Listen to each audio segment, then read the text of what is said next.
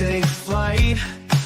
Marc D with the C's got the key to life. Retro toys and comics we adore.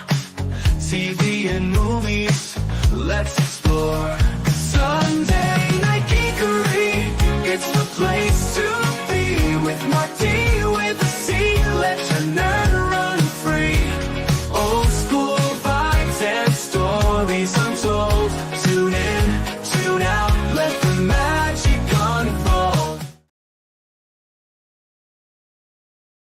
Hey everyone, welcome to Sunday Night Geekery number, what are we up to? 166. Yeah, wow, we're getting there.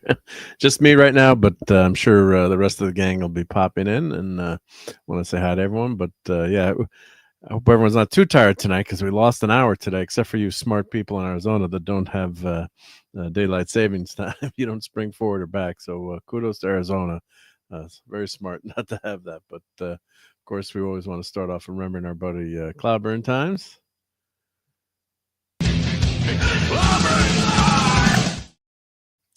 So hail to Cloudburn Times, and let's see who's in the chat here. I know Tim is always in here first with thank you, Tim, with the CT for Cloudburn Times.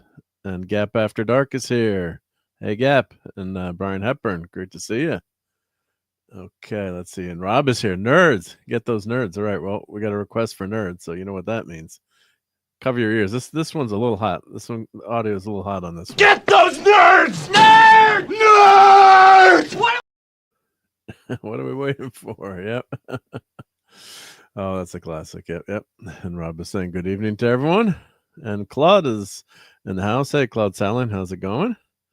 All right. Yeah, so we're just getting started here tonight. So I'm sure we'll have a lot of people rolling in. Let me check my Twitter feed here. I think let's see who else is I sent the link out. So Dadman, I think, will be here. And congrats to Mrs. Dadman and happy birthday to her. She hit over 500 subs, which is awesome. So she can get monetized and get channel members and supporters, which will be great. And she can get even more Lego things to build, which is awesome. So she had was asking for a battle bus. So actually, let me put her link in here for that battle bus. I think it was a coffee. Yeah, what's that?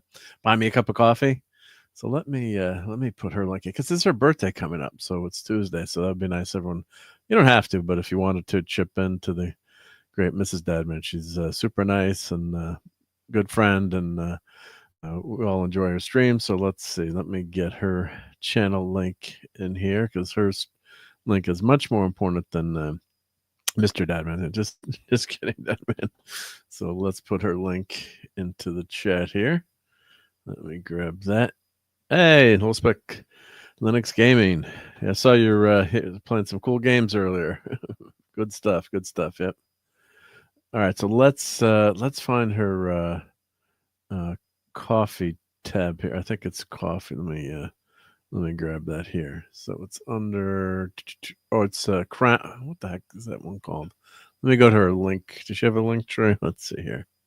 We'll find it here. Yep. I want to get that link into there. See how much she got on her. Oh, it's Throne. That's what it is. It's Throne. Yep. So let's see who. Let me log into my Throne, and then I will be able to find what she's got. So let me log into that.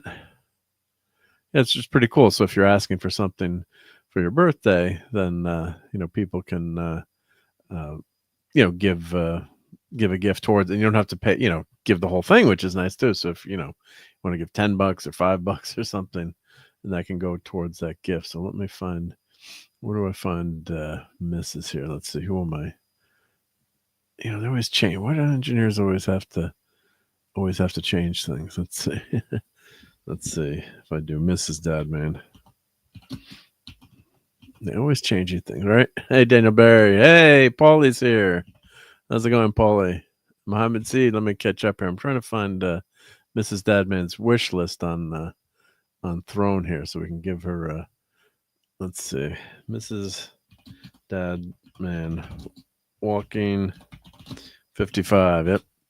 So I did find a way to kind of watch Mickey 17, but we'll keep it secret among us. I didn't finish the whole thing, but it just doesn't seem like it. Just seemed like it went. We'll get into it, but just not a good not a good movie.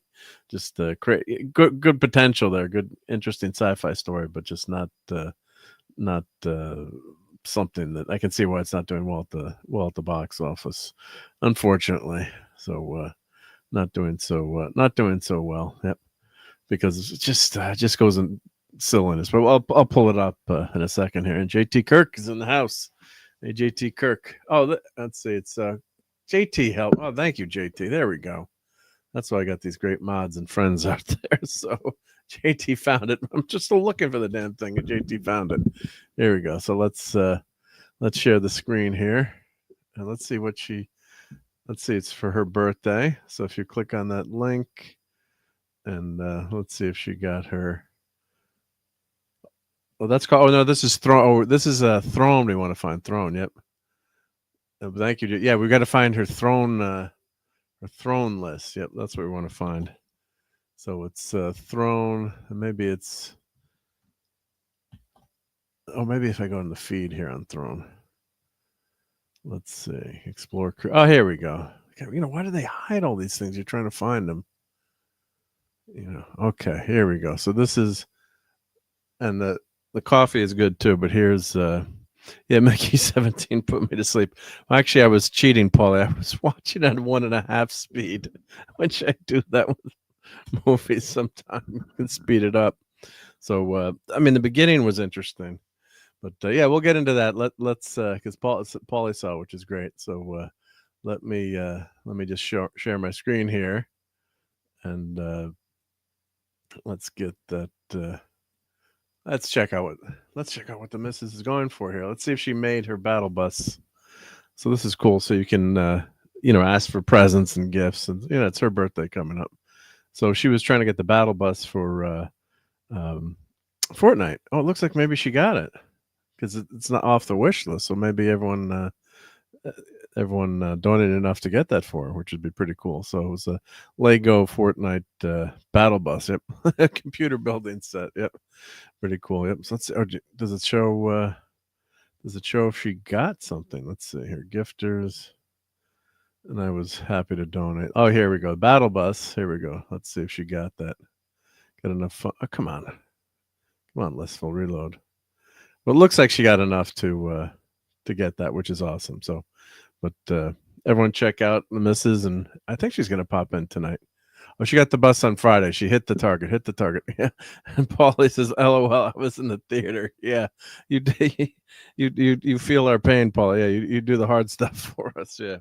Let's talk about that a little bit. We got Paulie here, and Paul, if you want to, I know you're super busy. If you want to pop in for 10, 15 minutes just to talk about this abomination of a movie, I'll shoot the link. But as our buddy Clobby said, no obligations if you can't, you're busy and stuff. But let me shoot you the link if you feel like popping in, just for a few minutes to say hi. But let me send that to Paulie just in case he has a chance to pop in.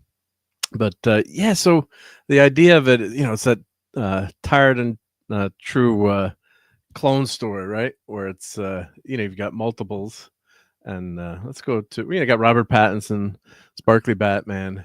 You've got his girlfriend Naomi, Stephen Yeun, who's always good, and my not so favorite Mark Ruffalo. I know I got to get past the politics and the idiocy, but just ridiculous with his worldview. So sometimes it's tough to ignore them. But let me go to IMDb and let's do. Let me pause the trailer. It always plays the trailer automatically. Let's go to the photos here. Let's go to the photos for this. Yep. So basically, it's that standard setup of a clone story, and they get into the religious implications. So some of the AI, that stuff that, we need to, it's interesting sci-fi stuff. So, what's the implications of being able to put your mind into another body? I mean, Star Trek has dealt with that too. Remember Roger Corby wanted to put his brain into an android, live forever. So it's a universal sci-fi trait or trope, I should say. And this movie starts to explore it, but it's just ridiculous, and I guess it just really gets And Captain Infinity's here. The timey-wimey limey. Hail. And Muhammad Saeed is here. Great to see you. Let's see. I got Fallout Dave. Thank you, Fallout. Yep. Yeah. Ruffalo. Yeah. It's just Classic Comics is here. Hey, Classic Comics. Yep. Sorry, when you're running solo, it's tougher. You want to make sure you don't miss anyone when you're trying to do a bunch of things at once. Yeah, that's my excuse. Yep. And Muhammad says, "Yeah, hey, I will finally get to read Marvel Feature Defenders issue 1. I did read FF issue 60, Uncanny X-Men 126, and Spidey 23. Oh, and you have to go. But yeah, those are all great issues. And yeah, if you had to pick like one X-Men run, just read the 94 to 150, thereabouts. That's when the X-Men is really on fire with Claremont and Byrne. That run there is phenomenal. And yeah, Defenders is great stuff too. Yeah, most of that old Marvel is just so darn good. It's just great great reading. Yep. So the setup for this is let's play the trailer. I mean, it's also good to play the trailer for these, and you get a feel for it. But let's go to the YouTube, and I think it's been tanking at the box office as I've been reading. So Pattinson is not a huge draw. I did like the sparkly Batman movie, and Steve Mitchum did like it too. One of the few of us, yeah. But yeah, it was. It's there's not that many huge movies. I mean, Tom Cruise. Okay, I mean, who do you guys think would be a big, huge draw out there? So here, let's play this. Let's skip through this trailer. Here. Let's pull this over. And do we have? Hey, Paulie's here. Awesome. Yo, what's up? What's happening? I got a few minutes. You got a few minutes. Awesome. Yeah, man. How are you? Yeah, doing good. My wife was actually away this week, and she went on a girls' weekend trip. And those are the best when they leave. Those are the best. Yeah, don't say anything. She's not listening now, right? So I had the weekend to myself, and but I have orders to clean up stuff and do certain things. So right. As long as you get those done. Yeah. Right. They come back, and then what I like to do is I'll do like an extra house job, and they'll be she'll be totally like impressed, like put up a new I put up a new, when the last time she went away I put up a new what do you call it, where you hang the pots and pans, like a rack. Yeah, like a kitchen organizer kind of thing. Yeah, in the cabinet. Yeah, she fell out. She loved it. You are one smart man. No. Not if you see me on X.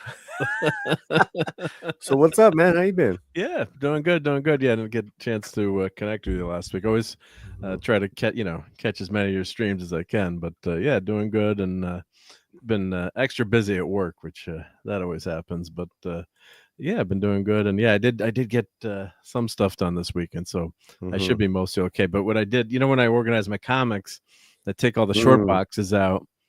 I should take a picture, and I organize them by title. So I have them all out over the floor. But I figured it's a good time. They're in bags. They're bagged and boarded, but it's a good time to organize. I've got so many comic books, and like, you better get those out of the family. I kind of invade, her spaces, the neutral.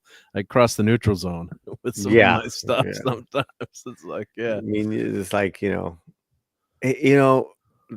I can't even leave my keys and wallet on the front table when I walk in. Much less bust out any of the boxes of stuff I have. Yeah. Well, that was She sent me a joke last week with my much better half, and like I always have a drink, like I'm always drinking water or something, and like she's always putting the glass, like where's my drink, where's my, like, or whatever I'm using gets put away before. So she found like a cartoon of that, like guy putting stuff away, the wife putting stuff away. It's like, I was using that. Where is it? Where'd it go? Yeah. And then it's almost like even the stuff you do, it goes so unnoticed.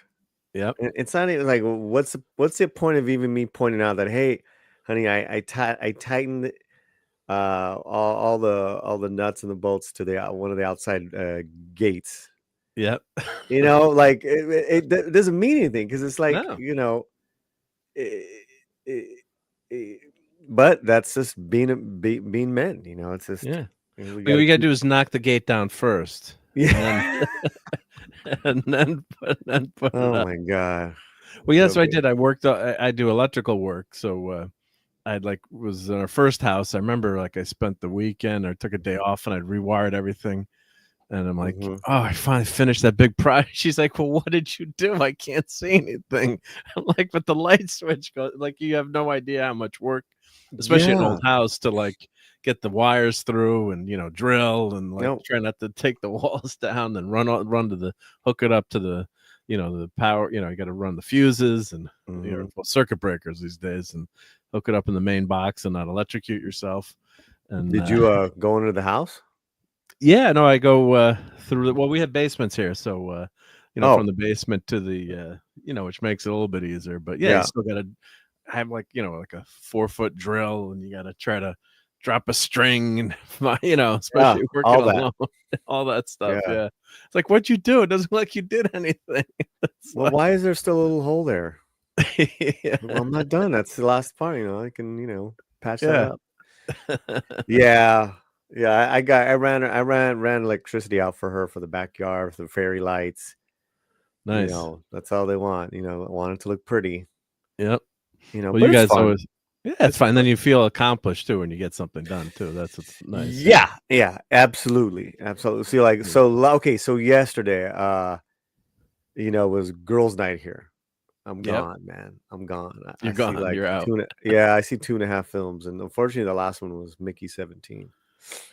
So how? I mean, I made it about halfway through it.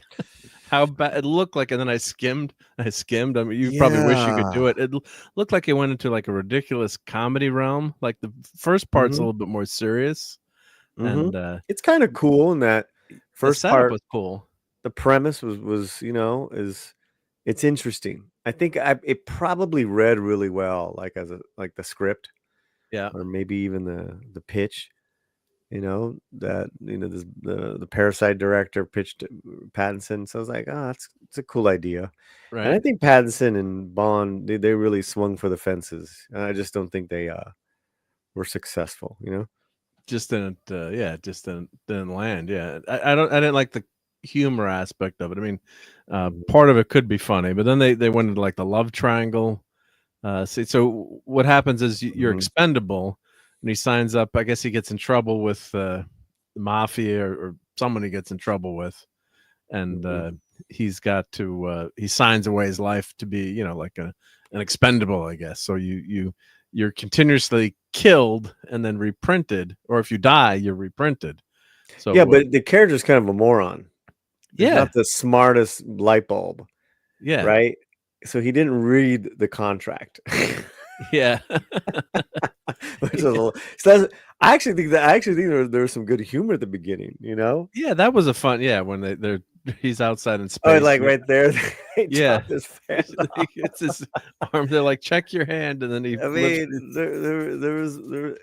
I just think it just fell out. It kind of lost me, and then I just started falling asleep, man. He start falling asleep. Yeah, Yeah, and I tried to stay up. I was like, oh man, this is not good. yeah, because you want to review it. Yeah, when you want to do a review, you're doing this for for us too, right? You want to give a good review. I mean, Yeah, well, I did Ninja 2, and then I did Novocaine, and okay, and then I was still waiting for the call that I can come back home. yeah, And I yeah. was like, oh, well, Mickey 17 is gonna start. Screw it, I'll watch it. I'll just go watch it. Yeah, yeah. Yeah, because the other choice was One of Them Days, and Okay. I had seen that twice. Oh, see, I'm not gonna see it again. Yeah. It's really funny, man. One of Them Days is a good, like, kind of like old school feeling, like, yeah, like Friday, you know, Okay. type of ghetto comedy. It's just girls, Yeah. So and they did a great job, but I'm like, That's I good. Yeah. can't see the third time, man. And I Yeah. started sitting, and was sitting there, and You one of them days regretted I your started, decision. yeah. So I started the first 5 minutes. I'm like, all right, let me get out of here. I probably should have stayed. Stayed, right? Yeah. And hey, gap after you fell asleep during Star Trek 5. Oh, come on. That was such a good movie. No, just kidding. No, we all our friends, we went to see Star Trek 5, all our Trek nerds. And no one wants to say anything bad about that was the one with the camping scene and the Shatner directed with the horrible special effects. It had no budget. Was that Generations? No, Star Trek 5 is the camping. What's it got? After the whales one, then they go. They're trying to find God. Yeah, then they go Undiscovered Country with the murder mystery. Right. And then they go Generations. But, yeah. They were getting along the tooth right at that point. Yeah, and there were some really nice scenes with the crew, like the camping scene was really nice. That's the marshmallows line. Yeah.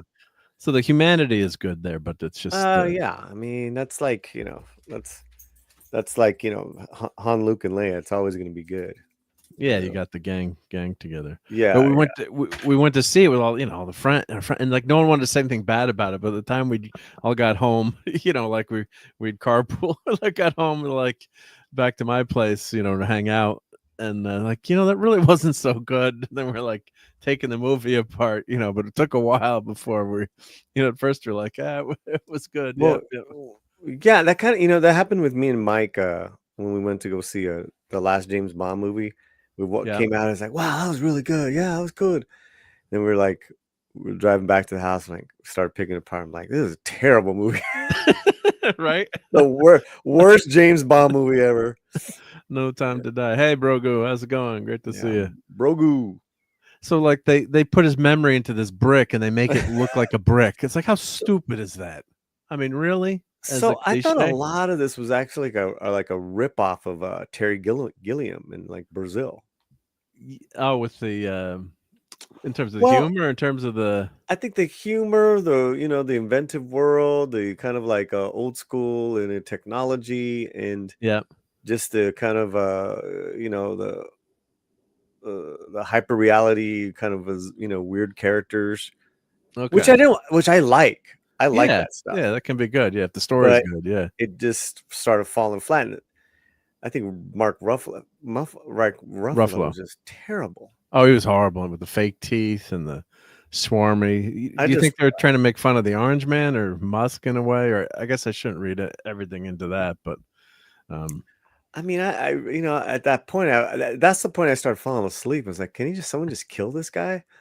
Yeah, and you could tell the audience was engaged that I had, and they were laughing at some stuff, but they did laugh. Yeah, I just didn't care.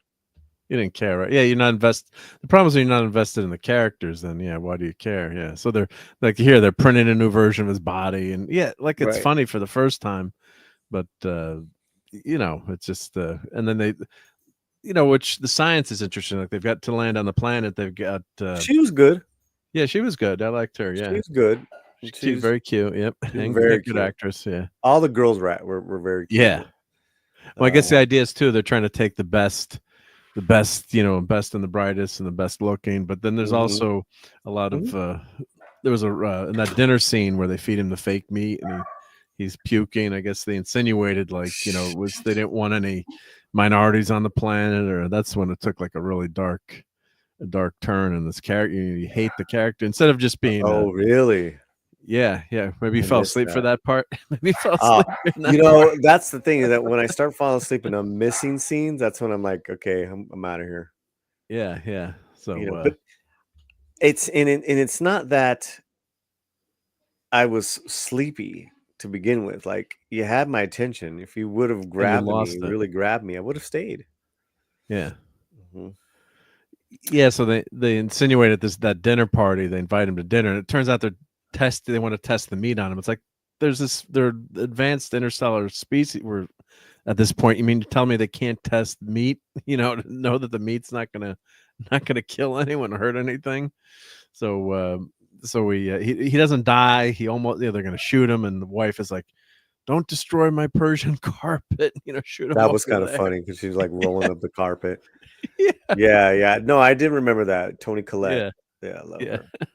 What's his name? Bong Boon-han, the director.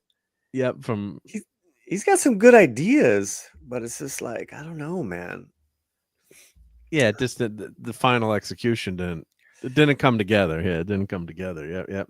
Yeah, man. Oh, Shiftyism. Yes, that was why they were going to Shakari. It was supposed to joke on Sean Connery, Shakari in Star Trek 5. Yeah, and Hale. And thanks for joining us. Yep. And I liked Pattinson's weird voice.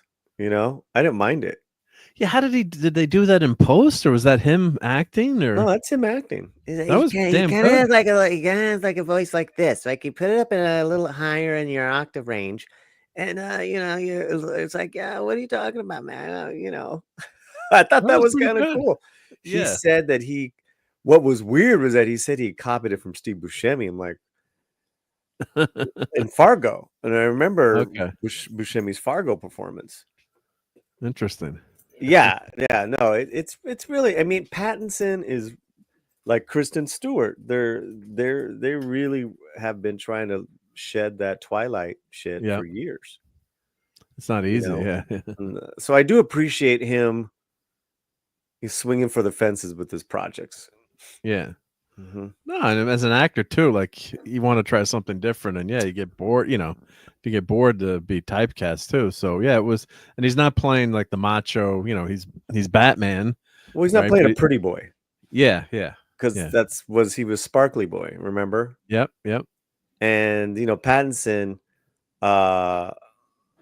he does some he's done some very unique movie choices. I don't mind him. No, I didn't think he was bad as Batman. That was the joke where we'd always argue. Steve Mitchum might like the Batman, and Clouby hated it. So he hated it. So we'd always have a good natured driving each other. Well, Pattinson does have a female following. It is there, and they were there last night. They were, yeah. And they took pictures there. I saw like a group of girls, and probably in their 20s. They all took photos in front of the big display of him. Yeah. So I just don't, know if it was thinking about that. It's like, are his fans have aged with him from Twilight? Are they still going to see his movies? Yeah. And Pattinson really hasn't had a huge commercial hit since Twilight. Right. I mean, the Batman did okay, but wasn't gangbusters, right?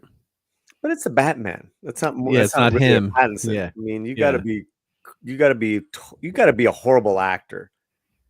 Yeah. To mess up Batman. It's true. Yeah. Yeah. It's kind of like, all right, yeah. Zendaya, Zendaya is like one of the most successful. All her movies, they open up to millions. It's a Spider-Man movie. It's not a Zendaya. Right? Yeah. If You Or Me in it would have opened up to millions too, right? Yeah. Arguably, you could say Zendaya was terrible in 2 of the 3 films. Yeah. And the Dune films. Yeah, I didn't think she was that good in the Dune films. I don't know. You liked her? No, I didn't think she was. It just, she didn't have much. I don't know. It just. No, she's in those roles. She's completely annoying in Dune 2, in Shani, and then Mary Jane, wherever it was. She was good in one of them. And it's just never Mary Jane for, I don't know, just what it's the whole, right, no Uncle Ben. You've got you've got a young Aunt May, Marissa Tomei. I had a crush on for years, and I just can't. When I think Aunt May, I close my eyes, I see a lady with gray hair and wrinkles, and it can't be Marissa Tomei, right? I guess. Well, yeah, and then the first time we see her as Aunt May is with Tony Stark, and then they're totally on a couch, talking. Oh. That's such a great scene, dude. It's funny, but I'm just like, that's not Aunt May. It's not. But okay. But how many times you're gonna do the same Aunt May? You're gonna do the same thing. That's my question. Yeah. And you know what? I think they pulled it off with her. Oh, she's great in it. She's great. It's just, it's not the the comics that we grew up. If you grew up reading those as a kid, that's not the Aunt May. Like, I did really like that new Spider-Man, Friendly Neighborhood Spider-Man. Animated. I really like that. I mean, it's not it's maybe Spider-Man, transposed for a different generation. But I thought the core of Peter Parker was translated. Like you never thought that's not Peter Parker. I Not gotta, him. yeah, I gotta be honest with you. It's really good. The Yeah. new TV series. My only thing is that if you're in a different world, where it's majority black people, it's like, why would you even have racism in there? That doesn't make sense. Yeah. That's silly. Yeah. Again, like what's the whole vision of this? Swing for the fences. If you're gonna do something different, then really you've got to do that heavy lifting of fleshing out your vision. Mm-hmm.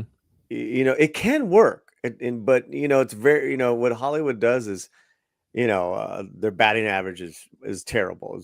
It's Yeah. 1 out of 10 is really great. Yeah. Yeah, I was surprised on that show that how good it was, how much I enjoyed it. I thought the character I haven't design. finished it. Yeah. Oh, you haven't finished yet? I won't spoil it. But the Harry Osborn character design I thought was horrible. Like I'm watching with my son. He's like, "Why is Harry a girl?" I'm like, "No, that's just the character design." Guys can have earrings. I mean, just the look of Harry. Race swap is one issue, but just his design. I mean, was not. I didn't like that character design. Like, come on, let's make him look a little. Don't be so confusing there. I'm going back to the Zendaya thing. She does bring in her audience, and Challengers showed that. Yep. It's actually one of my favorite movies from last year, and I actually loved her in it because she's playing a bitch in the movie.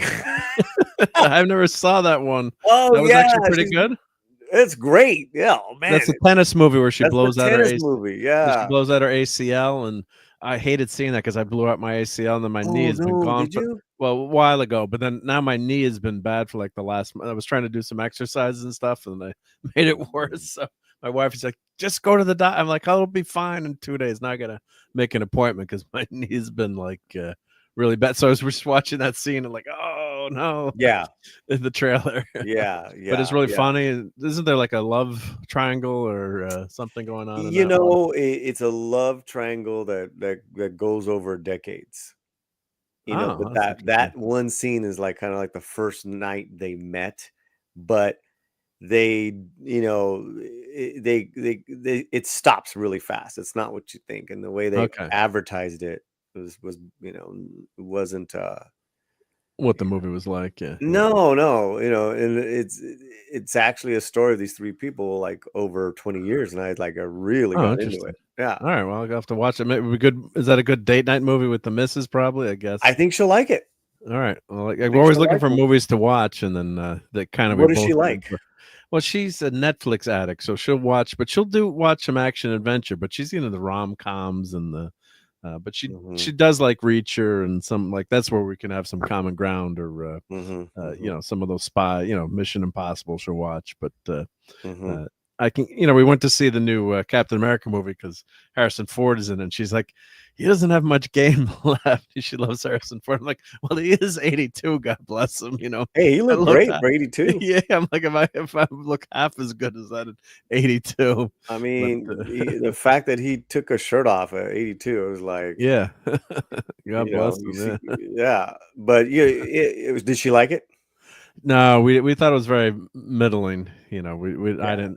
It's like paint by numbers. It's like the actors are good. I like Falcon Mac. He's great. Why did Marvel get rid of Steve Rogers? Like if you had those two together, fighting, that'd be so great. If you had Captain America and Falcon together, Steve Rogers, and I know they did that in the comics, but just. I don't know why they went that route. Oh, I want to say hi to Maddie's dad. He says, without Uncle Ben, Spider-Man has no reason d'etre. Yeah, they've flipped it around to Aunt May dying now, and that is something that is lacking. So I wonder if in this new Friendly Neighborhood Spider-Man, if down the road. It's actually, I call her MJ Aunt May because she's a hot Aunt May in the comic too. She looks like MJ in the Friendly Neighborhood Spider-Man. So, but did you start Daredevil? Oh yeah, started Daredevil. Yep. So Nick Weiser and I did a reaction or instant review. Of course, there's something horrible that happens in the first episode. I think by now everyone knows, but I won't say it just in case you haven't watched it. But that was I don't know why they did that. You didn't have to do that. I don't. Have you seen it, Paulie? Oh yeah. Yeah, I'm sure you've seen it. Yeah. Oh yeah. Yeah. What did you think of that? That well, everything it's else is incredible good. storytelling. It shocks you. And I think it was a brilliant move to do at the beginning to grab the viewer. But I don't think it's as obvious as we all think it is. It is called Optics for a reason. The name of that episode, I believe, it's called Optics. But no, well, you think that could be not a real character death? I'm hoping, or I'm thinking hoping that that. these guys know how to tell a story, and Okay. they don't want to. I think that would be a big waste. Yeah, because that was the one. All right, well, 5, 4, 3, 2, 1. Go away for 30 seconds, but please don't. But if you haven't seen Daredevil, and you've probably seen it, already, I think. But and all right, 5, 4, 3, 2, 1. They Foggy. Okay, Professor Artus here says Foggy is not dead. Okay, but and Maddie's daddy Steve says, yeah, killing characters is lazy writing. So yeah, I was hoping that this would be like one of those setups where they plan his death and they fake his death somehow to bring out another character. But in that first episode, when Bullseye shoots him, I mean, it's an incredibly well done scene. But there's just so many more stories to tell with Foggy. They're just getting started. So that's the only thing I don't like about that character death. Well, I was reading an interview with the showrunner, and this is part of a 2-season arc. So there's a lot of story going on. Yeah. And what'd you think of White Tiger? Yeah, I did like White Tiger. That scene on the subway was great because I'm like, wow, this guy and tragically the actor passed F cancer. He passed last year. Camar de los Reyes. Thank you. His name, Camar. Yeah, I can't pronounce it, so thank you for getting his name correctly. Yeah, incredible actor. What Very a presence, good, man. Ugh. That just broke my heart even more. And I started doing a little deep dive on him because we'll probably do a special on him in the slant. Yeah, because it's just like that's just such a heartbreaker. No, I loved his presence. I loved the character. I love the world that we're reintroduced to. Hell's Kitchen, Queens, all just well, it feels like a continuation of the Netflix show, which is what you want, right? If you would put that on Netflix or someone watch it, right, don't know what channel it's on or streaming, there's no channels anymore, you wouldn't have said you would have said, oh, that's just the continuation of the show. Like you would have noticed anything different. So yes, Maddie's daddy Camar passed away 2 Christmases ago.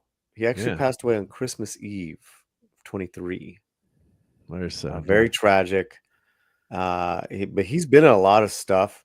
Guy was a handsome man. That guy was just Puerto Rican, New York actor, but we have this work to celebrate him with. We have this. It's very. And everyone's bringing their A game. Some great acting going on. Oh, definitely, yeah. And there's a scene, if you haven't seen it, where there's 3 guys on a subway platform in New York, and White Tiger. You don't know it's White Tiger, but I was just gonna say, right. He's not in costume, and Hector, the actor walks up and he sees, and he's a true hero, and that's what a true hero does. He sees this person being assaulted on the subway platform, and he intervenes because he's a hero, right? Even though he doesn't have his amulet and doesn't have his costume, and it turns out it's dirty cops shaking a guy down, and that ends up being the probably the main factor going forward in the series, or one of the main factors, and tying in a court case that Matt Murdock's working on, without giving away too much. But you look at him like, wow, this guy looks really fit. Like he's not going to, he's maybe going to help this. And then you find out he's actually a white tiger, and maybe a little bit too easily. But that's part of the plot. I always hate it when they find out the hero's identity, because then their family's in jeopardy and everything else. But yeah, it was a little too easily. But it was serving the story and serving Murdock. But who had the Punisher tattoo on the wrist?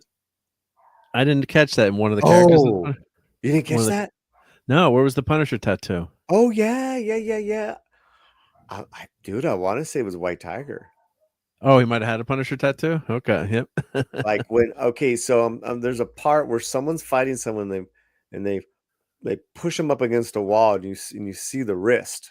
Oh, and you see a Punisher. You know what? Yep. Oh, good night, Brogu. Thanks for stopping by. Yep. Hey, have a great week, Brogu. Yep. Oh, the cop had the tattoo. One of the dirty cops. Yeah. Well, that's also too, because they've Marvel changed the Punisher logo, and they're, quote unquote, the creator was upset of the Punisher that logo is being used by law enforcement, the army, and by, quote unquote, right wing people. So they made Punisher now like a ninja in the Marvel universe, and sent him to limbo, and just a really weird what they've done for him. Yep. Oh, good night, Jeff. Oh, Jeff is on Rumble. Okay, awesome. We got someone on Rumble. Later, folks. Have a great stream. Thank you. And and Professor R2 as well too said, yep. One of the dirty cops had the tattoo. Yeah. Was it the? I'm double checking the image. Was it the one that didn't make it, or was it the one that? One of them took a Subway Express train, and let's just say they didn't reach the destination in one piece. Yeah. But yeah. Oh, what happened here? But I wonder if that's what they're trying to do. Yeah. In terms of making that cop. The Punisher has always been on a gray line, but what they've done with the Punisher lately, it's been it was like they almost want to disavow having the character at all. So yeah. Yeah, that's a real shame, man. Yeah. No, it's a great character, but you got to write him correct. Well, he's gonna be. He's making it. He's in season, here, right? Yeah, he's in here. Yeah. So looking forward to see that interaction. I wish they could get Spider-Man, because Spider-Man and Daredevil have a great rapport in the comics, but you'd never, with Sony and Marvel, with the rights issue there, you'll never see that. But if they were smart, or they'd have a Spider-Man cameo, because they did mention Spider-Man in one of the episodes. But the second episode, they did mention Spider-Man, and they didn't say FF, but they said, what did they say? Spider-Man and Doctor Strange, or a couple other Marvel, just as characters, just to show. Spider-Man, Punisher, Spider-Man. Yeah. Yep. So, let's finish up covering this bad movie. We got Steven Yeun, a poor guy, he's a great actor in this movie. We can talk a little more Daredevil, but so these creatures they kind of look like the remind me of the Hoarder, not the design, but it's the idea of the Hoarder, where they actually turn out to be intelligent creatures that can speak. They can actually communicate. They're not, which is a very Star Trek idea. So the ideas are good. So, but what happens is that one character, they think he's dead, and Steven Yeun just leaves him to die. Like, I don't know why he doesn't shoot him or do something. He's like, I can't get you out. The rope doesn't reach down here, so I'm just going to leave you die. And the thing is, he's not a cyborg. I mean, he feels pain. He's a human, flesh and blood human being that's just being printed. So, I'm just surprised that they just let the guy just die over and over. I mean, you're feeling horrendous pain. I guess you don't have a memory of it maybe when he gets rebooted. So there ends up being two of them, which is the major second half of the movie, the plot point. And of course, this girlfriend wants to have two of them at once, I guess, right? That must have been a dream of all the Pattinson people in the girls in the crowd, right? Two sparkly boys instead of one. Yep. And hail to Donnie, how's it going? And let's see. So yeah, so that then the movie I think goes off the rails kind of from that point on. What did you think? Yeah. What did she say? I got like the calm one, Mickey, and the other one, like the wild one. The wild one and and they like their personalities change. It's Right. like, why did their personality? At one point they had a joke like one of the techs like unplugged the cable for a couple seconds and plugged it back in. Yeah. But That they was didn't do funny. anything to but they didn't do anything to like explain why. No, it didn't. It Right? didn't Unless I missed explain it. the science. There's a lot of stuff that wasn't explained, and that's why Yeah. I think that's Bong's where he's just having some wild ideas. But it's like, all right, that's one thing to have great ideas, but you gotta like back it up a little bit with some a little bit of science, Yeah. or just make explanation. You know what I mean? It sometimes only just takes a couple of lines of dialogue. I mean, Well, I mean, usually when you're, writing stuff like that, so, it's in your Bible as far as your, the world that you're creating, the worlds and the technology and the times that you're creating, like Blade Runner. Yeah, you got to have it. You got to be consistent too with your story. Yeah, so I guess they want to go to this new world and populate this new world, but they don't say anything about why leaving. Is Earth? Did they mention that? I missed it. Like Earth is a disaster. Usually, typical in these movies, like Earth is a complete disaster or something. I don't think they didn't really. They made it more like a religious thing with this group. Like they wanted it to. No, I think no. They remember. Did it have to do with climate change? Because at one point he's like in the waiting away, building, and you can see outside this raging hurricane or storms. Okay. Did you catch that? I missed that. Yeah, but maybe that's early on. Early on. Okay, must have missed that. Yeah, I was watching at 1.5 speed. Yeah. This girl was cute. Oh, she's very cute. Yeah, her character was interesting. Yeah. So, but Ruffalo is just a ridiculous character in this. Yeah. So then they have a big, boss battle with all the creatures in the end, and I skimmed through the very end. I guess I'll have to finish watching it just because I don't want to leave it half watched. But they try to make it look like Dune there in a way, right? You left. He left. I freaking left, man. You left. All right, that's how bad the movie was. Right. But Paulie actually left. He didn't finish, and you paid for it too. Yep. You weren't. I did.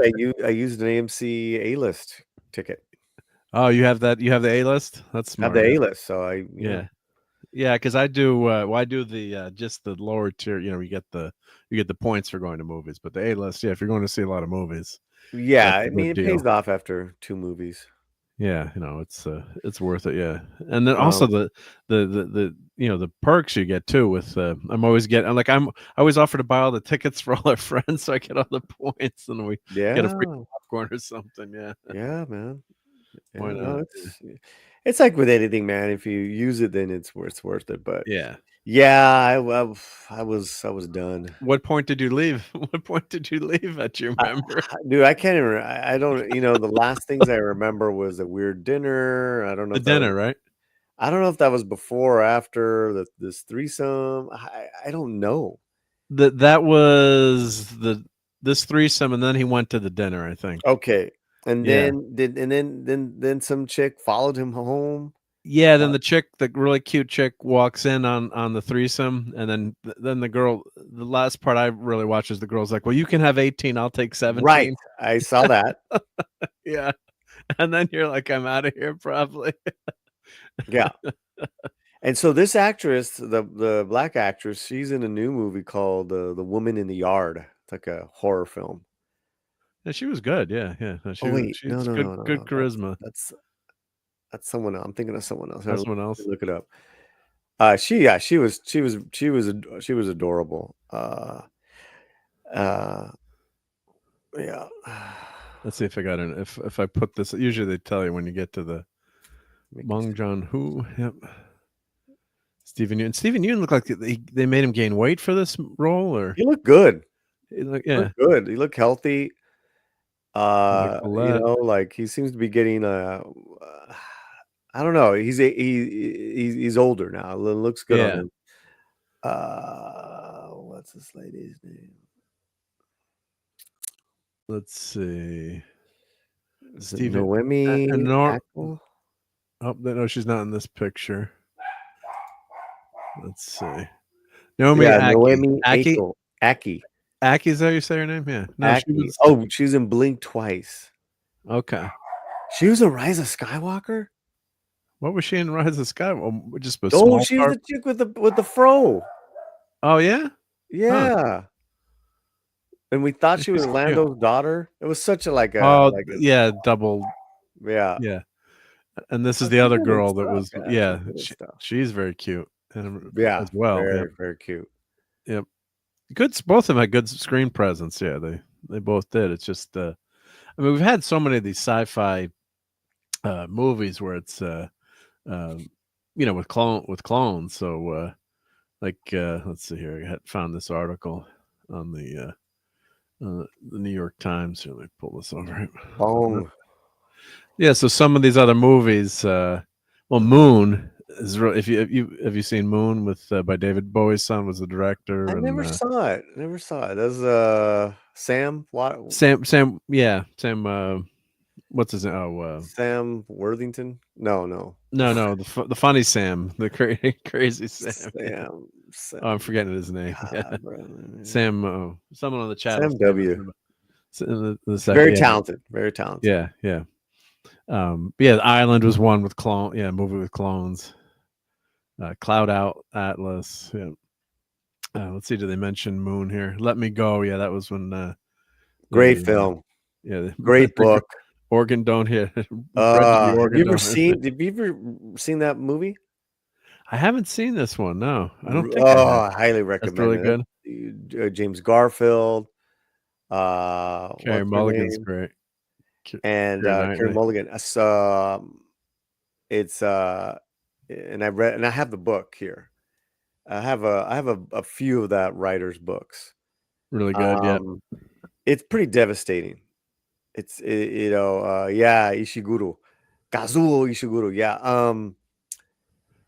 Is set in the future. It's basically they harvest and raise kids in these private schools, but they're assigned to a wealthy person's to be their organ donors over the years.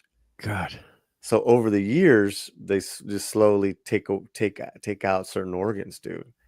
So, but they don't die though, right? They're suffering. Well, they eventually die. Yeah, of course. Eventually, but you're not all like. We'll not take all at once. Kidney, not all at once, which is the horror of it, right? Yeah, they don't. Right, but but the beauty of it is that these three people here that grew up together in it is that they comply with it, and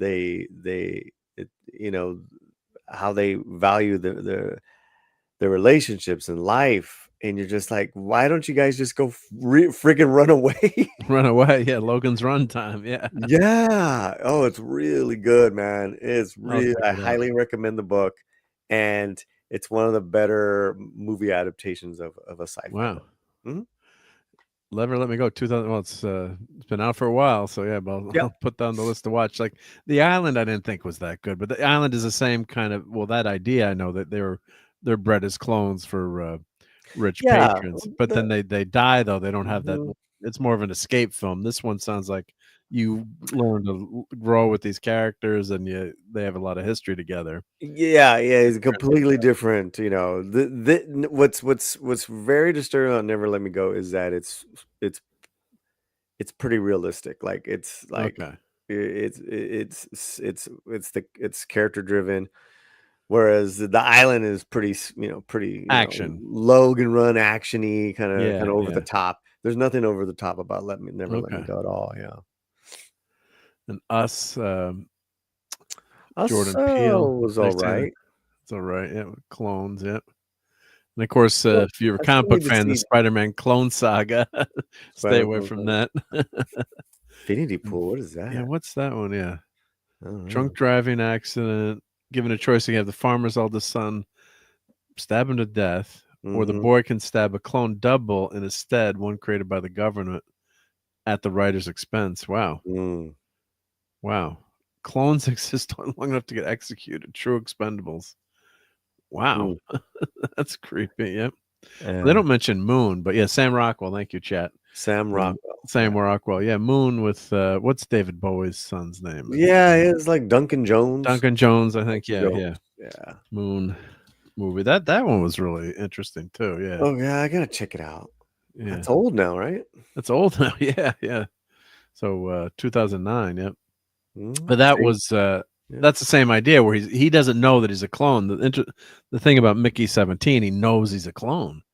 So that's yeah, he that's signs really, up for it. Yeah, he signs up, but he doesn't read the whole contract. But Yeah, it's kind of disappointing. Yeah, it's like read the fine, You know. read the fine print. Yeah, but yeah, if you couldn't even stay through the movie, then that's that's got to tell you something. Yeah. So yeah. So the box office, yeah, 24 million overseas, 53 million globally. Globally, yeah. The problem is it costs like 120 million or something like that. Yeah, they spent way too much. They spent way too much money. I think that's one of the lines in this Variety article. Yeah, they said it probably would have been okay if they'd spent 50 million on it. Right. And, yeah, it's a new movie. It's not a sequel. Yeah, it's not reboot. A reboot or a remake of any in the sense, even though it's like kind of old hat ideas.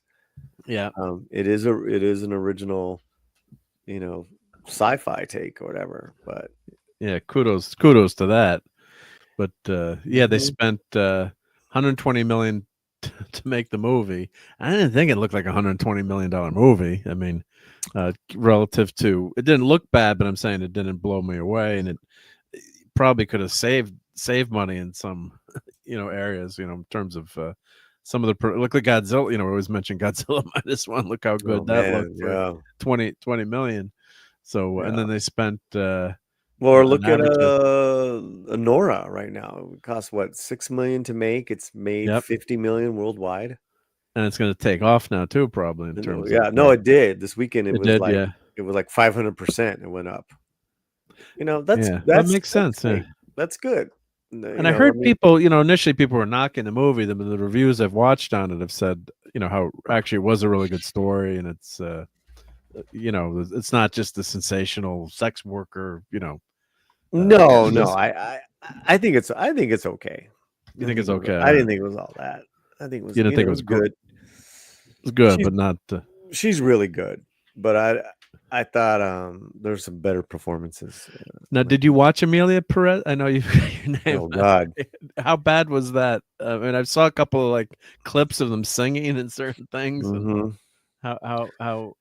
Yeah, I mean, it's like one of the worst films of last year. It's one of the worst films of last year. That's why there's so many reasons why I hate the movie Amelia Perez. Yeah, absolutely. So it's just, I mean, yeah, to get, even to have all that hype about it, it's, and it's that bad. That's what I kept, Chris Gore, you were saying how bad, everyone was saying how terrible it was. When everyone says something is bad, we have different tastes sometimes, and people like something, or, but when and then people are saying it's the worst movie. Oh, I'm going to jump really back to, you had said something earlier about the Claremont run of the X-Men. That's when I had. That's the run I had. That's the one you had, right? Yeah, that's the one I collected, man. So let's show some covers from that. Yep. Yeah, so let's go X-Men. X-Men 94. They're like 138. 138. Okay. There's a website you can go to. Oh, was it Mike's? What's the website? There's Mike's Famous Comics. Claudia used to go to. Yeah, I don't know, but there's a great one where they're all fighting the Brood. Oh, I love it. That's in the 140s, I think, right? It's beautiful, man. Oh, it's Mike's amazing comics, I think. Yep. Yeah, they'll just show us the covers. Yeah, just so we can see the covers. Yeah, yeah. Mm-hmm. Yeah, Mike's Amazing World of Comics. There we go. That's the one that Claudia would always we'd always go to. So let's say we go to was it? No, it was Uncanny X-Men at first, wasn't it? The Uncanny X-Men. Let's see. So yeah, the Brood. I've actually got my Brood action figure Oh yeah. downstairs. Yep. Boy. Okay, so Uncanny X-Men. It did switch, right? We got some comic book experts in the chat. I think it was So It was I still think it was Uncanny. 140. This was Try that one. I want to say 138, 140. Yeah, let's see. That's I think that was Days of Future Past. This was Claremont's last Burns' last issue, 143. Let's see. Yeah, Days of Future Past. God, these are so good when these came out. 142. When this cover is just so good. Byrne and Austin. Yep. So I think the Brood is after that. What number? I can't read this number. This is 139.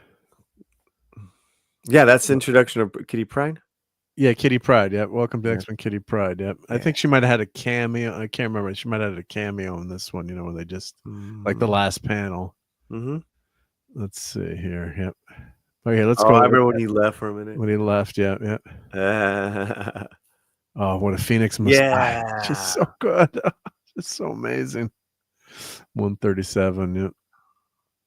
Yeah, this is just. It was a good time to be an X-Men. That wasn't. Fan.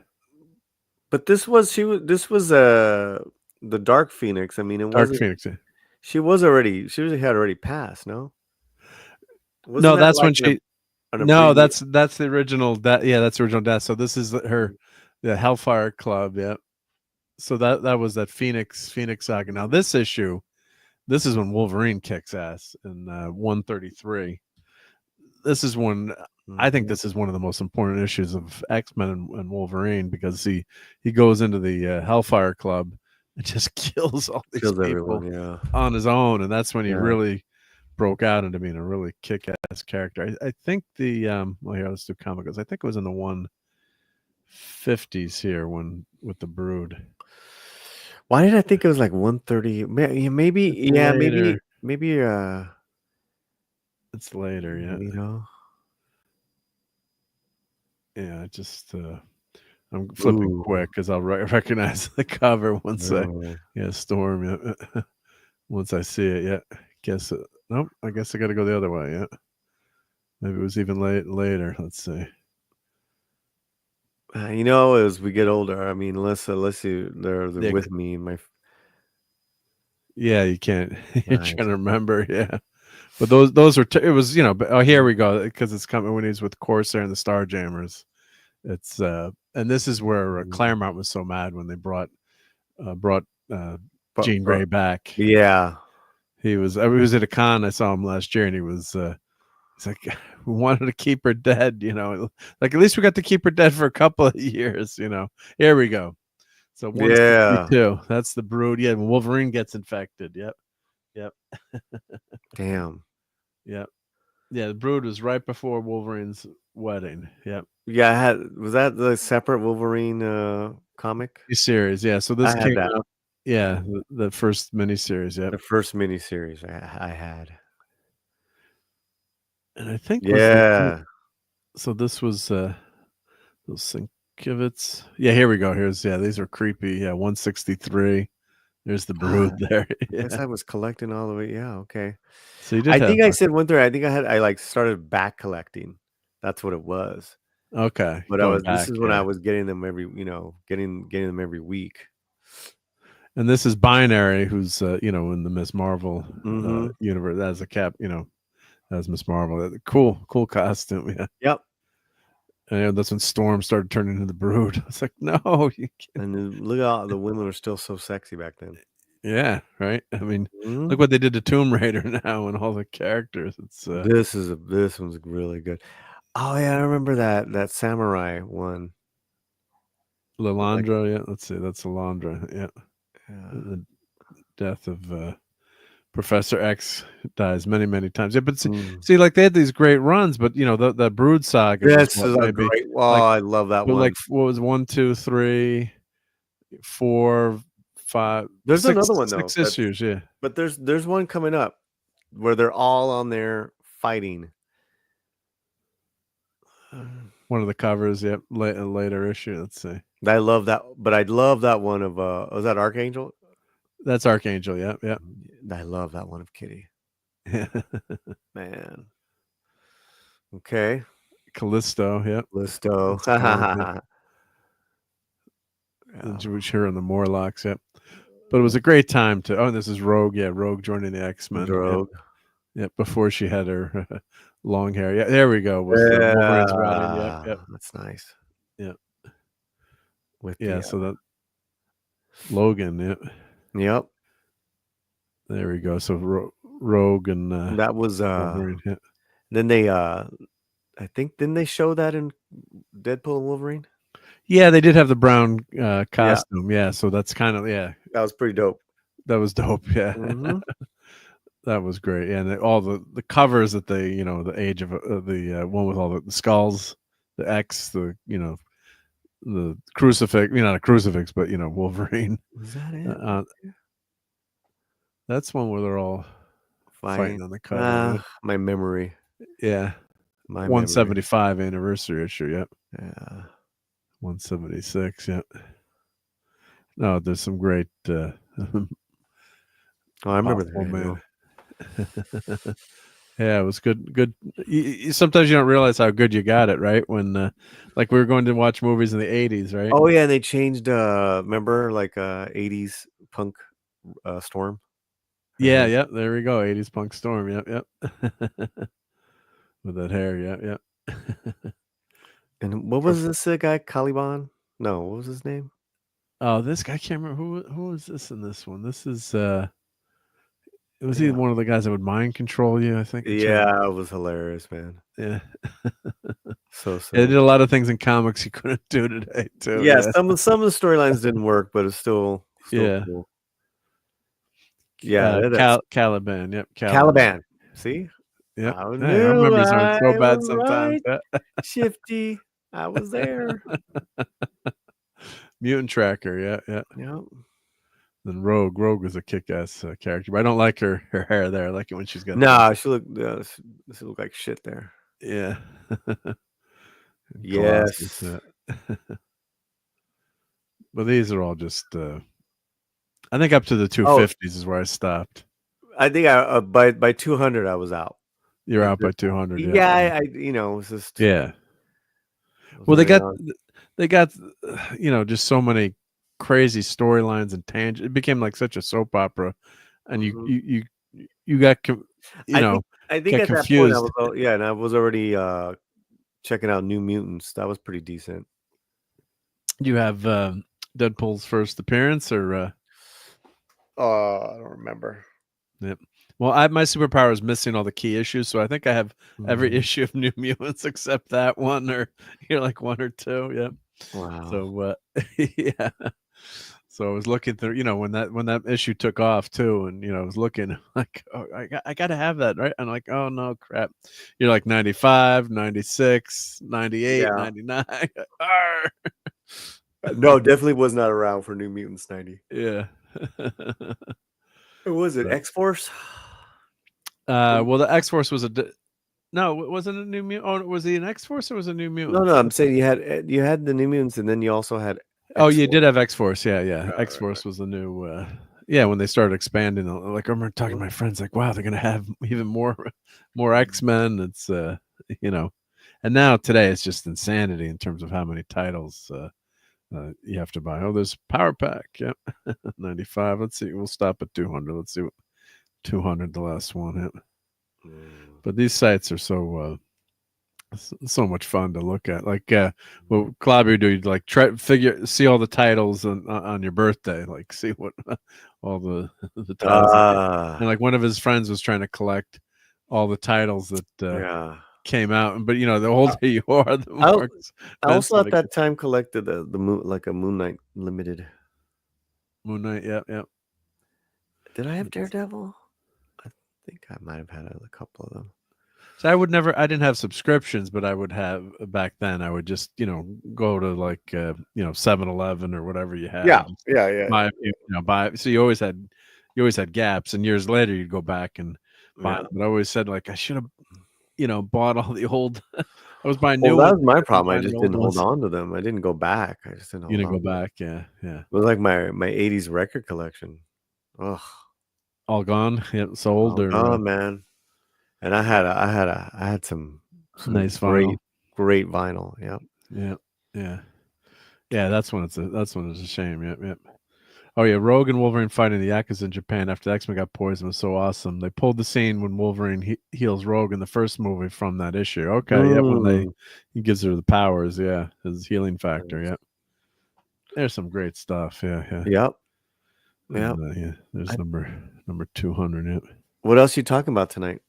Well, we also we're going to talk about the return of Captain Kirk. So I got an article on that. If we want to talk about that for a couple of minutes, or potential return. I mean, there's not a lot. It's just we've got this rumor, and God, love William Shatner and his Twitter feed. I got to start saying X feed, I guess. Is so hysterical. I just love. He has no fucks to give. William Shatner. I guess when you're in your 90s too. God bless him. But he's good natured about it too. It's like people keep asking, why doesn't he come on podcasts? Like, why doesn't he go on the Latino Slant or Red Letter Media? But he's just like, I'm so busy, and I do the interviews I want to do. I do wish he would do a few, some of those podcasts. But he's very, he's always out there. So it's not like you can't, you don't hear from him. It's not like he's. Well, I'm gonna let you go. Great chatting. Awesome. With I you, appreciate brother. you stopping in. Yep. And we have a live tomorrow after Midnight's Edge, and we'll be. I'm sure I'm going to be upsetting some people and making other people happy as I. Well, that's what you should do. Be yourself, right? Right. Yeah. You're doing something right when not everyone. We'll burn it down a little bit tomorrow. Yeah, fun. What you're talking about that might get people the saga of race swapping in Hollywood. Okay, yeah. And then Jen Ortega in South by Southwest with Death of a Unicorn, and then we'll go over box office stuff. So yeah, man. Yeah. Awesome. Yep. We'll try to hopefully I'll be there tomorrow, and everyone else will be there tomorrow catching Paulie's great channel out. And thank you for spending some time with us tonight. And it's always great to catch up with you. Yeah, dude. Yeah, 100%, man. I had a great time, man. I love this, man. Thank you. And, appreciate it. Yeah, it's always good when we can connect. Yeah, and then make sure if you see me on after 1 a.m, remind me to go get my honey-do list done and not to stream like for 8 hours tonight. Just kidding. Yep. Right. Yeah. When does she come back? Well, I'm lucky though. She comes back tomorrow night, so I've got. You're fine. I've got after work. You're fine. I'm fine. Yeah. You're fine tonight. All right. All right. Good night, everyone. Catch you soon. Yep. Take care, Paula. Yep. Later. Yep. Later. Well, it was great having my buddy Paulie stop by. Yep, it was always fun and great to have his opinions, and he's his own man, which is great. So he tells them like he sees them. That's what you want, right? Yep. So yep. God bless. Yep. Thank you, Paulie. Yep. So so there's not much to this article here, but yeah, I would like to see Shatner come back. It'd be nice if he had a cameo, or they did that short with Spock, Spock's death, and somehow they had that. I'm not sure how they transported him for what universe or what time, but it was nice to have that scene in. What was that called? Not unification. It wasn't unification. What was that short called? Or it was called Unification. Okay, I'm mixing up. I always think the TNG episode Unification with Spock, and I don't know why my brother-in-law, my wife's brother, they planned their wedding on the night that Unification was out. So I was not too happy with that. So it's it was. I think I went, and we're traveling too. Yeah, so I couldn't even watch it. Right, I think I had to wait till I got home to watch it on the videotape. So, but here, let's read. Let me make this a little bit bigger. So this was Shatner hinting, and I guess let's see here. Idea of William Shatner returning to the role of James Tiberius Kirk has been a hot topic since his version of the character was killed off the 94 film Generations. And yeah, I thought it was an honorable way to go, but just I just with the time travel there, I know we've got Captain Affinity. Yeah, that was some of the worst time travel ever in a movie with a Nexus. Oh, just if Kirk had died in the beginning of the movie, I think that would have been okay, saving the ship, and that's when they had the ridiculous, the ridiculous lines, Star Trek lines. Let me pull it. I think I have a couple of them here. Yeah. It won't be installed until Tuesday. Don't tell me. Tuesday. Load torpedo bays. Prepare to fire. My command. Captain, we don't have any torpedoes. Don't tell me. Tuesday. Just over the top stupid. Yep. Oh yes, Bob Orkey passed away. Yep, and our good friend Robert Meyer Burnett knew him. Yep, for all his work on Star Trek. Well, it did have this one. This was a good line in Star Trek. Risk is part of the game. You want to sit in that chair. That's a good one. But I would definitely bonk on the head. Bonk. he does that whole movie deserves a bonk on the head. I think it's just trying to mesh the two together just doesn't work. But yeah, so they've Kirk died alone there, and yeah, it was just terrible, Yep. And Shifty says yeah, Bob was cool. He used to pop into AICN, talks back and chat with us from time to time. Oh yeah. I mean, it's great when you get to connect with these creators, and that's what's so wonderful about the internet. So there've been so let's get back to this article. There've been a variety of attempts to bring him back, but none have panned out.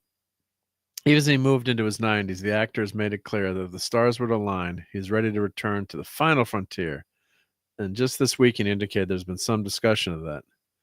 Shatner is in Vancouver, British Columbia this weekend as a headlining guest of Fan Expo Vancouver.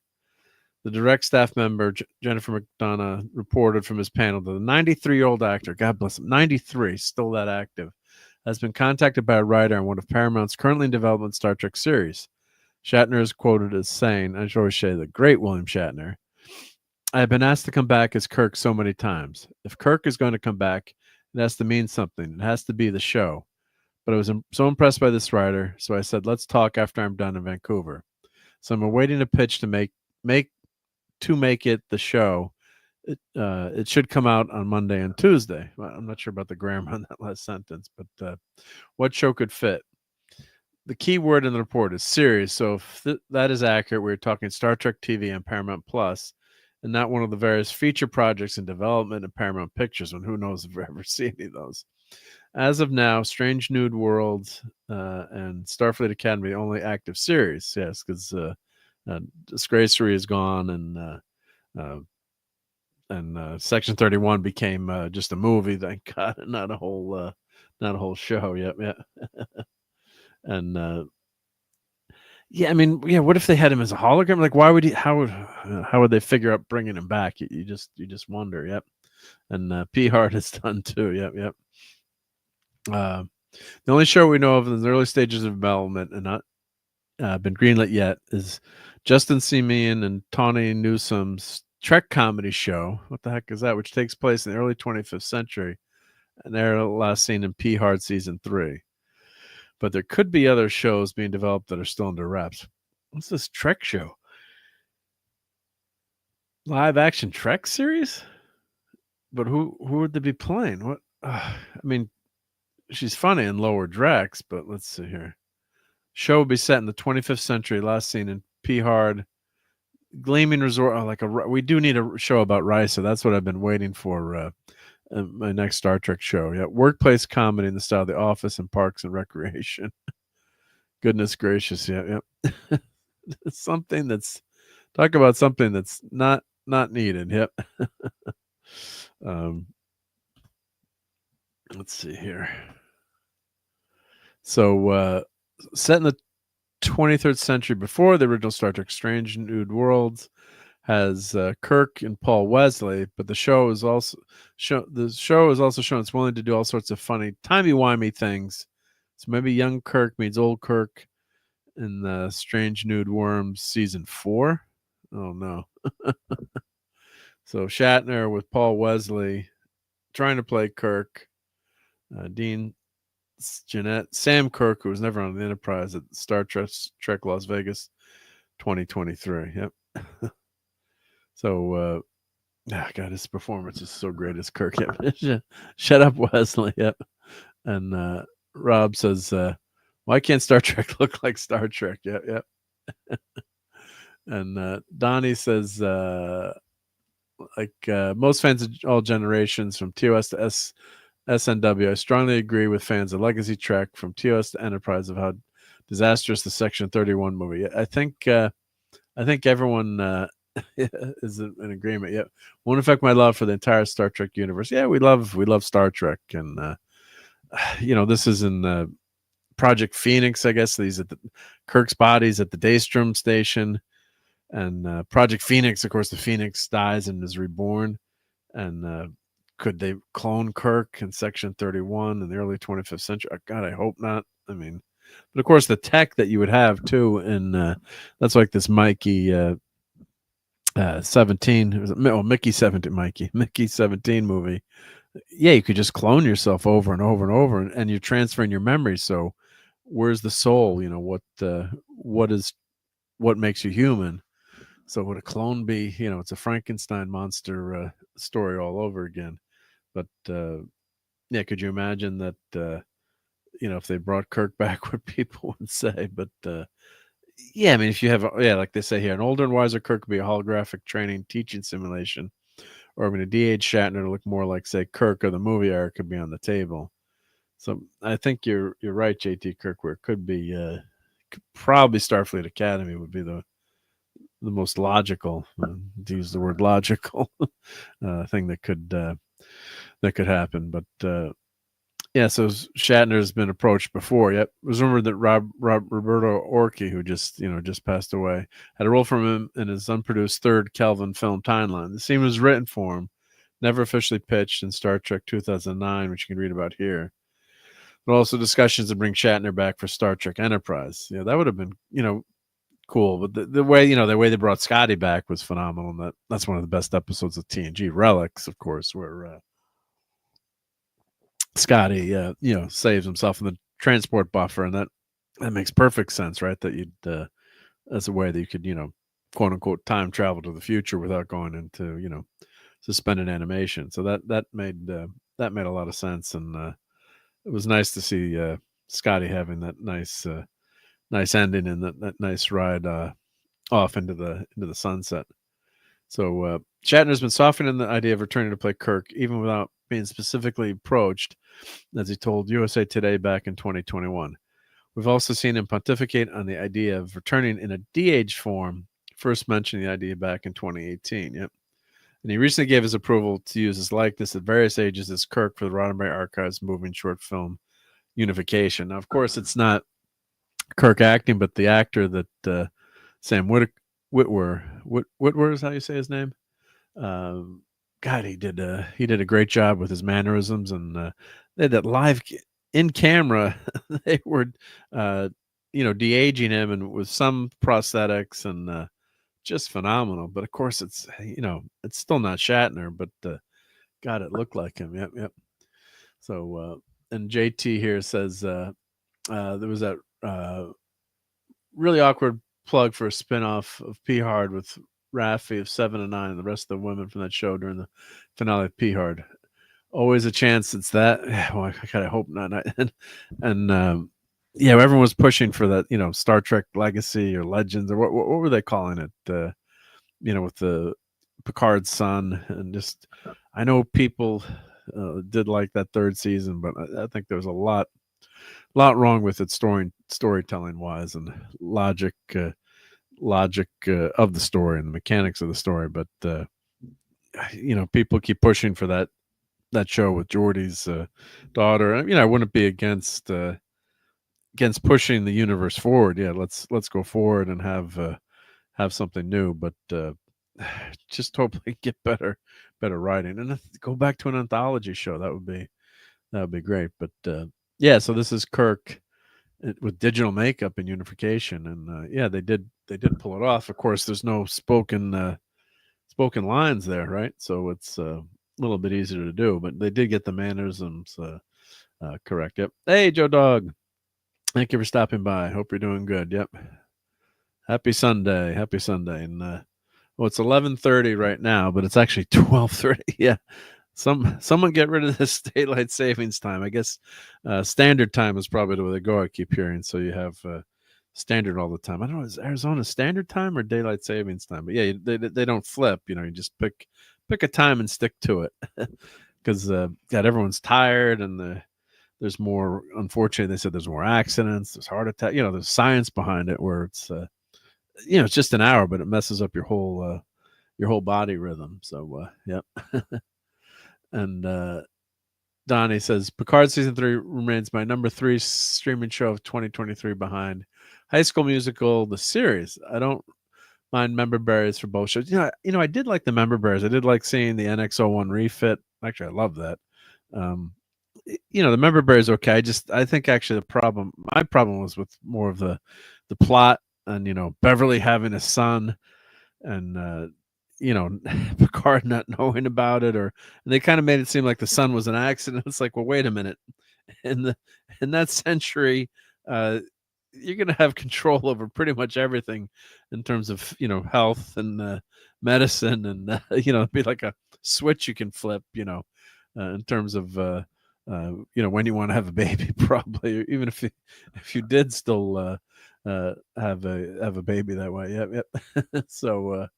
But yeah, so I had more of a problem with the yeah. Sometimes members can be annoying, but I had more of a problem with the story. Yep, they should bring him back as T.J. Hooker in space, the Shifty. Yeah, so but if they bring him back, he's got to be riding on the front windshield of a car, holding on by the windshield wiper, because that's his superpower, right? And Lemon Pie is here. Hey, Lemon Pie, how's it going? Great to see you. Happy Sunday night. Yep. So.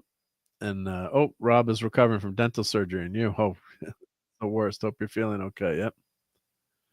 Hey, look who dropped in. It's the world's best droid. Hello. Hey, it's the great Professor R2. How's it going? I'm doing all right this evening, Mark. How are you?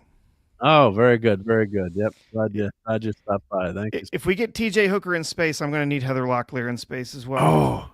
Yeah. I mean, they can do some de-aging and stuff if they need to. Well, she was in the Fall Guy, wasn't Heather? Was it Heather Locklear, or was that who was in the Fall Guy? It was Heather, wasn't it? In the end of the Fall Guy movie. Oh, I don't remember. I did not see that. I did not see that movie. Yeah, was Fall Guy was Heather Locklear, right? The TV series, yeah. All right, we've got this great computer here.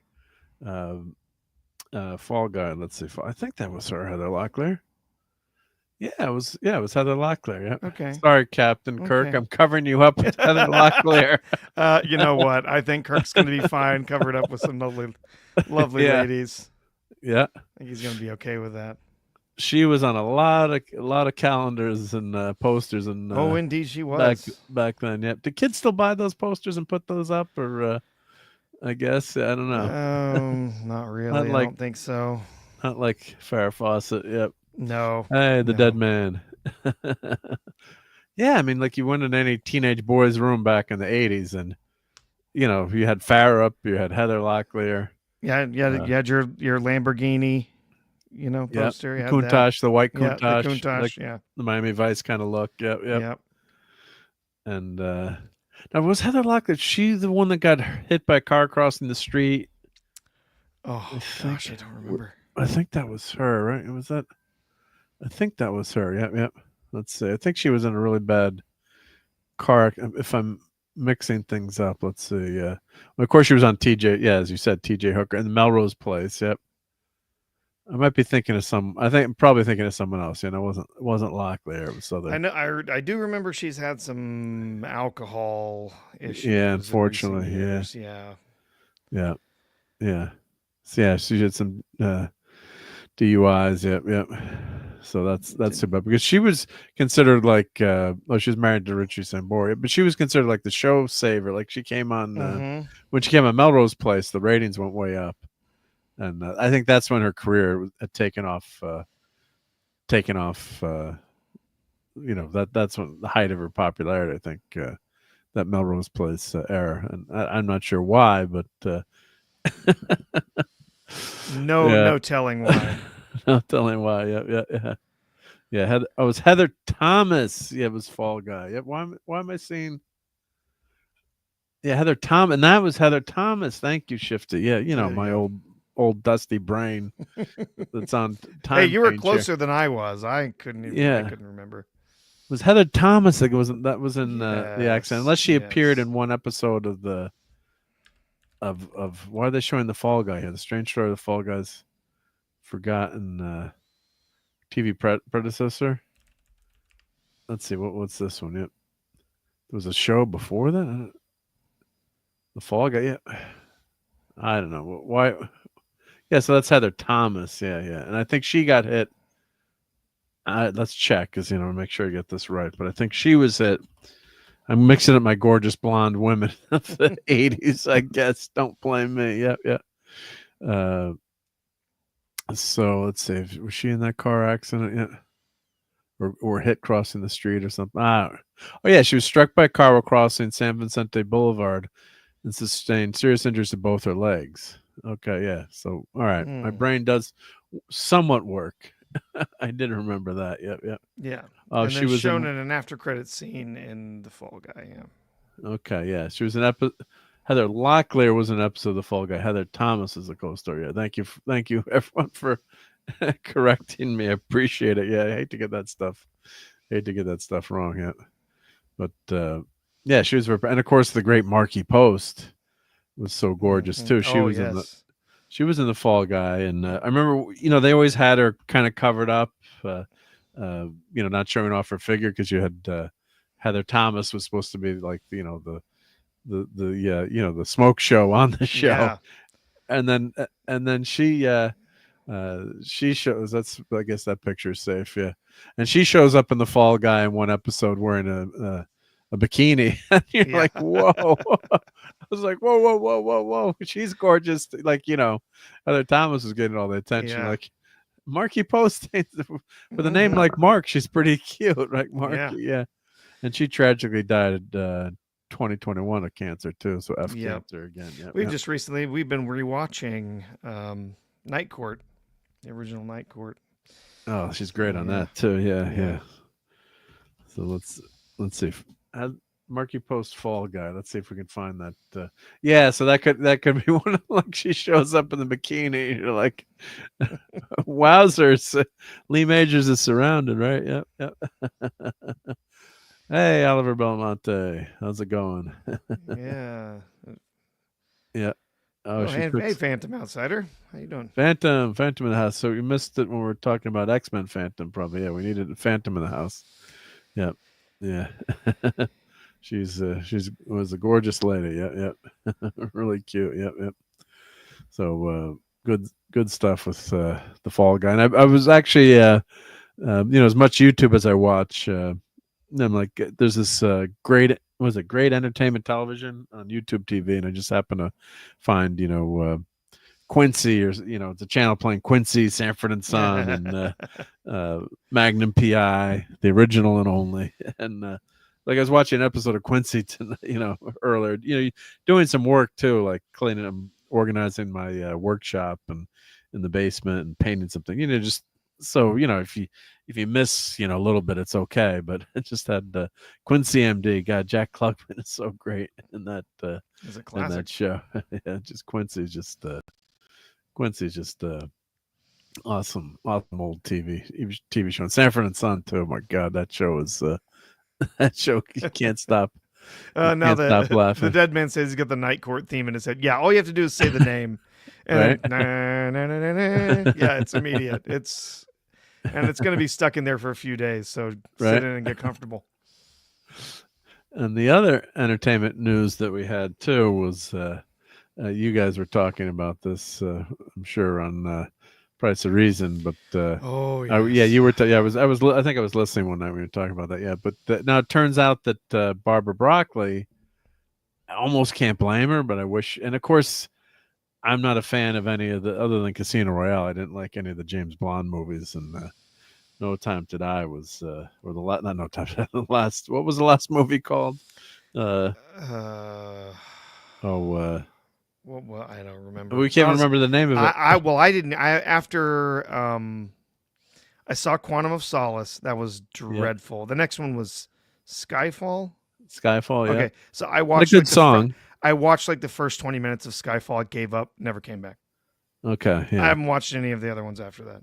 So you're on Team Mark with these last James Bond movies have been pretty horrible. I couldn't care less. I never really liked Craig for that role. I never really liked him that much. The first movie, the Casino Royale, was okay. I really didn't love that movie, but I still enjoyed it as a film. I'm not sure I loved it that much as a James Bond film, but it was a fine movie. But after Quantum of Solace was just a mess. And then after, like I said, I watched the first half hour or so of Skyfall, and I was like, I just don't care anymore. So just turned it off. I'm like, I have better things to do with my time. What else can I do with myself? Yeah, Inspector was terrible, and No Time to Die was probably the worst of all of the bunch. I think it just had no story to tell. It was, and then he dies in the end, and then there's like, when he's James Bond return, it's like, well, which James Bond? You just blew him up. So, it was just well, here I found this with all the Bond flicks, of course, so you can just see the covers, but the posters, but those original. Those first five, really the first four, but the first five Connery movies, just one after another. So good. Right. So good. Man with a Golden Gun. Well, of course, that's Moore. I think that's probably one of the That's one of the weaker Roger Moore ones, absolutely. Yeah, one of the weaker ones of all of them. Yeah. Although, I love Christopher Lee there as Scaramanga, but overall the story is really not very good. Yeah, it's not a good and that was when we were doing Toxic Tuesday, and the way my brain works sometimes, and we're supposed to do Goldfinger, and I do the slideshow, so I clip, I have the movie on the computer, I make a slideshow out of it. It takes probably like an hour and a half. Well, I got to watch the movie anyway, but so as I'm watching it, I'm clipping it, and I'm like, well, I did the Man with the Golden Gun tonight. So I live clipped Goldfinger as we're doing the show. Yeah, I probably wasn't that talkative. I did like 10 minutes. I'm like, just wait a minute, and then I'll jump the slides in, and I'm getting there. And but that was one of the funniest things that's Toxic great. Tuesday. Yeah, Goldfinger is not the strongest of the Sean Connery ones. It is the most famous, I think, just because it really has everything of the James Bond formula in there. It's all kind of iconic in the way it's presented. Story-wise, I think probably From Russia with Love or Dr. No are probably my two favorites of his. But You Only Live Twice is probably my least favorite of his original. Oh, the Connery, yeah. I do love the title though. That's a great title. Yeah. But and Her Majesty's Secret Service has grown. It's way too long, and it definitely overstays its welcome. And then having what's his name? The new guy. I'm forgetting. I'm remembering any names tonight. Just right off the top of my head, there, forgot. Yeah, Becoming Bond was the documentary on him becoming James Bond, and I'm forgetting now. I'll get his George Lazenby. Yeah, Lazenby. What a great guy! What a great guy! And just that movie, Becoming Bond, is it's on Hulu, so go watch. Oh yeah, okay. It's free, and it's a great tale of almost the story of Bond and how he got the role, and he went to Sean Connery's tailor, and it's definitely it's an entertaining documentary. Yeah, but that movie has grown. I think people retrospectively have it keeps getting more well regarded. Yeah, I mean, it's not a dreadful movie as far as some of the characters in it, some of the actors, they all do well. The story just kind of it doesn't flow very well. It's kind of a real sloppy tale on the way it's told, and it's way too long. But yeah, I think for people, it's a gut punch with the death of Mrs. Bond. I think that's the end is part helps real. it, too. Yeah, it's a super downer, right? At the Yeah, end. so you can't get, and at least they reference that in future movies too, which is good. You don't get a lot of continuity in Bond, but yeah. And the Deadman pop quiz. Tell us the plot of Skyfall. What do we win the Nobel Prize if we can? I mean, these movies just all merged together. I mean, Casino Royale was the best of the bunch, but that's not much to. As I couldn't really. Skyfall. What the heck was the plot of Skyfall? Was that the one with the? Let's see. That was with. I remember it had Javier Bardem in it, but I didn't even finish it. What's the plot? Sam Mendes. Let's see the plot. Here we go. Because I can't remember honestly. Yeah. Eve. That was the one where Moneypenny is in the field, right? Mm-hmm. They're making her like an agent. Yeah, who has stolen a hard drive containing details of undercover NATO agents. Bond and Patrice fight atop a moving train. You remember the opening scene there? M orders Moneypenny to shoot Patrice, despite not having a clear shot. Moneypenny inadvertently hits Bond, who falls in the river. Bond is presumed dead, and Patrice escapes with the hard drive. Yep. Is that when he gets his balls bashed in? Was that this movie, or I can't remember? Oh, in the chair. That's Royale. That's Casino. That's Royale. Casino Royale. Oh, that's Casino Royale, and that's in the book actually too. Yeah, it is. Yeah. So that was brutal. I didn't know some things that they left out of the books. Yeah. So I left out of the movies. I mean, yeah. And that's the one where M gets killed in this one too. Yeah. It was just a crapola movie. Yep. Yeah, and Moneypenny, it didn't make sense that Moneypenny would be in the field either. She's a secretary. She's not an agent. It's so silly. That was dumb. Yeah, because then they're trying to put, have a love interest together. So I hope that kind of answered you, the Dead Man. Yeah, a little bit. Yep. Yeah, and Brosnan was going to take over, and then he had to do Remington Steele. Mm-hmm. So he got shafted too for a few years. But I do love. I grew up with watching these movies as a as a kid. I really do enjoy. I mean, Sean Connery is always going to be my favorite. I think just his personality, his wit, his just the charisma of just him as an actor, I think fits the character so perfectly. But I do enjoy the Roger Moore films a lot. Yeah. He brings a lot more humor to it. Yeah, charm, and some charm, and I really do enjoy that. And there's a couple of really excellent just movies. The Spy Who Loved Me is one of my favorites. That's a great one. And then For Your Eyes Only is pretty good too.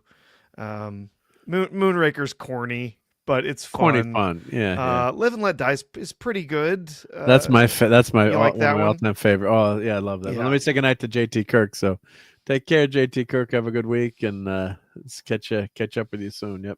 Hey, if he's leaving, that means we got to play the con. Where's my con? JT is leaving. Yeah. Night, JT Live and Let Die with the song and set. Oh yeah, the song's great. Yeah. And that's a great setup. To start the Bond series. Thank God it wasn't The Man with the Golden Gun, just for Moore's benefit, I guess. And this Bond is these movies are incredibly successful. Connery, when you look at the box office compared, adjusted for inflation, they were huge. But I think Moonraker, Spy Who Loved Me, that was peak Moore too. I think in terms of his version of Bond, and and then you got Octopussy and A View to a Kill, which were both pretty bad. I mean, Yeah. I wouldn't say they were not awful. Octopussy's movies. fun. Yeah, Octopussy's kind of is silly fun. and fun. A View to Yeah. a Kill is not great. Yeah, it's he's too old in it too. Yeah, so. he is. Yeah. Yeah. Although, like, was it Grace Jones? Was that who it Grace was? Jones, yeah. In A View to a Kill. Yeah. Yeah. she's quite the sexy villain Yeah. in that. But Yeah. It's not the story is not terrible on the face of it. It's just he's just so old in it. And I remember going to see The Living Daylights with my dad, and actually we're in just you don't forget in certain things. We were in Geneva. We went to see the movie. It was great because it was in English, so I could understand it.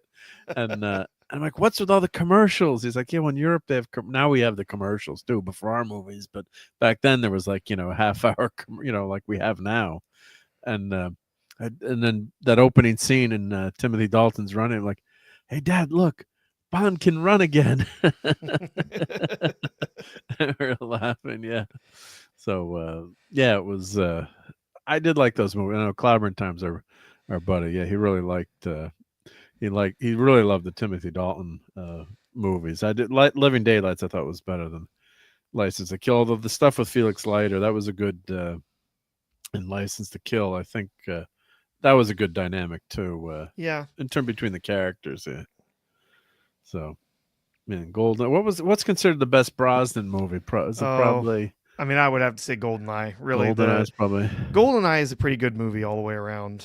It's a good introduction for the character, for the new actor, and there's an interesting story there with the, fall of the Berlin Wall and Russia and everything, and and it's tied into current events. Super weapon that they had that got sort of, co-opted by somebody else, and of course they had the video game later on that became a huge hit. But GoldenEye is really overall is a pretty good Bond movie. And the game is super famous too. Yeah, it's got a really interesting soundtrack too. But then Tomorrow Never Dies, it's kind of half a good movie. I went in the movie theater for this, and went with my wife date night. And we're out, and when Bond is jumping it was a BMW motorcycle. Yes, I think, and which he shouldn't have been driving a German motorcycle. He should have been driving a British motorcycle. Well, that's a BSA or a Norton, but BMW paid more money. Yeah, he had a BMW car in that one too. Yeah, BMW car, right? Yeah. So, but they're jumping. All of a sudden, the film you hear this, and then you see this film smoking. This is back, before digital, and so the guy, like all these smartasses out there, well, just rewind it. Like it's a film. You can't rewind the freaking film. I'm like, oh, we're screwed. And then some people got up and went to like the other. I think it was opening weekend, so it was really, really crowded. And they're like, well, we're gonna give you tickets to come back and see the movie because once it burned like that, we can't get it. They couldn't get it respliced. I don't know why they couldn't, splice, or they had to take the reel out, or physically they got to fix the film. I'm like, but you have to give me 2 tickets. It's like I have a babysitter. It's like I'm going to come back and finish this movie. I would come back for the last 20 minutes of a movie. It's not so cheap to, to come out to a movie when you have, kids and stuff and a babysitter. I'm like, I want 2 movies. And I never bother, you're going to go back to a movie theater and watch the whole, I guess you could have, but watch the whole movie to get to that last 20 minutes again. So, but that was a bummer that night. Yeah. Which was the one with all the horrible CGI? Was that was Die Another Day, or was that? I think that was Die Another Day. Tomorrow Never Dies was the newspaper one, right? Where he has the world newspaper or whatever, and he's using that to control world events and stuff. Then World Is Not Enough is the oil. Is that where they're trying to control the oil in the Baltic or something? That one just did not work for me at all. And then Die Another Day, I was so bored, and then Die Another Day was absurd. That was the end of that was the one with the car in the snow and they got the guy who has diamonds implanted in his face. And well, Jinx was gorgeous, like Halle Berry. Jinx, Halle Berry is gorgeous in that. No question. I'm just trying to name the few of the positives. From Die Another Day, but I think that was in the ice. Yes, there's ice everywhere and diamonds. Ice everywhere, and the story was just ridiculous. Yeah, it was dumb, but Yeah. it looked good though. Yeah, yeah, that's an iconic but scene. it was oh gosh. Oh yes, the diamond. Yeah, there was that diamond. They're in the ice hotel. Ice hotel.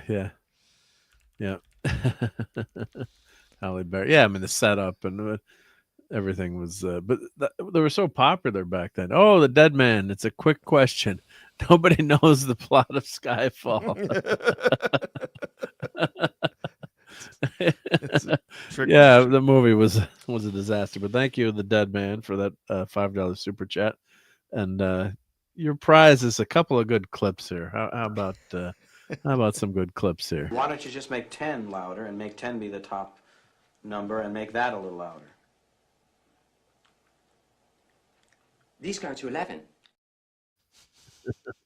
I protest. I am not a merry man. And how about we go to the well for some classics here too? Let's see.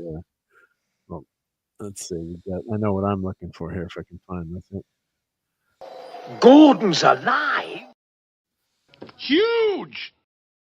No, I'm looking for one of your greatest hits here, Talkie Toaster. I can... Flying blind on a rocket cycle. So I can't think of that movie without thinking of that line for some reason. Just so classic, right? Where are my Talkie Toaster lines? I got like 6 different themes to go through before. Well, I do have Moonraker. We were talking Moonraker. Yeah. Is 007 back from that Attican job? He's on his last leg, sir. What's Bond doing? I think he's attempting re-entry, sir. There's an Secret agent? On whose side? I love that. It's so good. Yeah.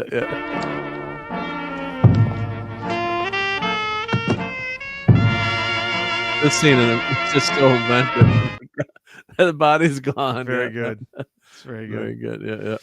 I'm looking for my Talkie Toaster. Forgot where I had that on. Oh, it's probably an R for Red Dwarf, maybe, right? Let's see. Oh, here we go.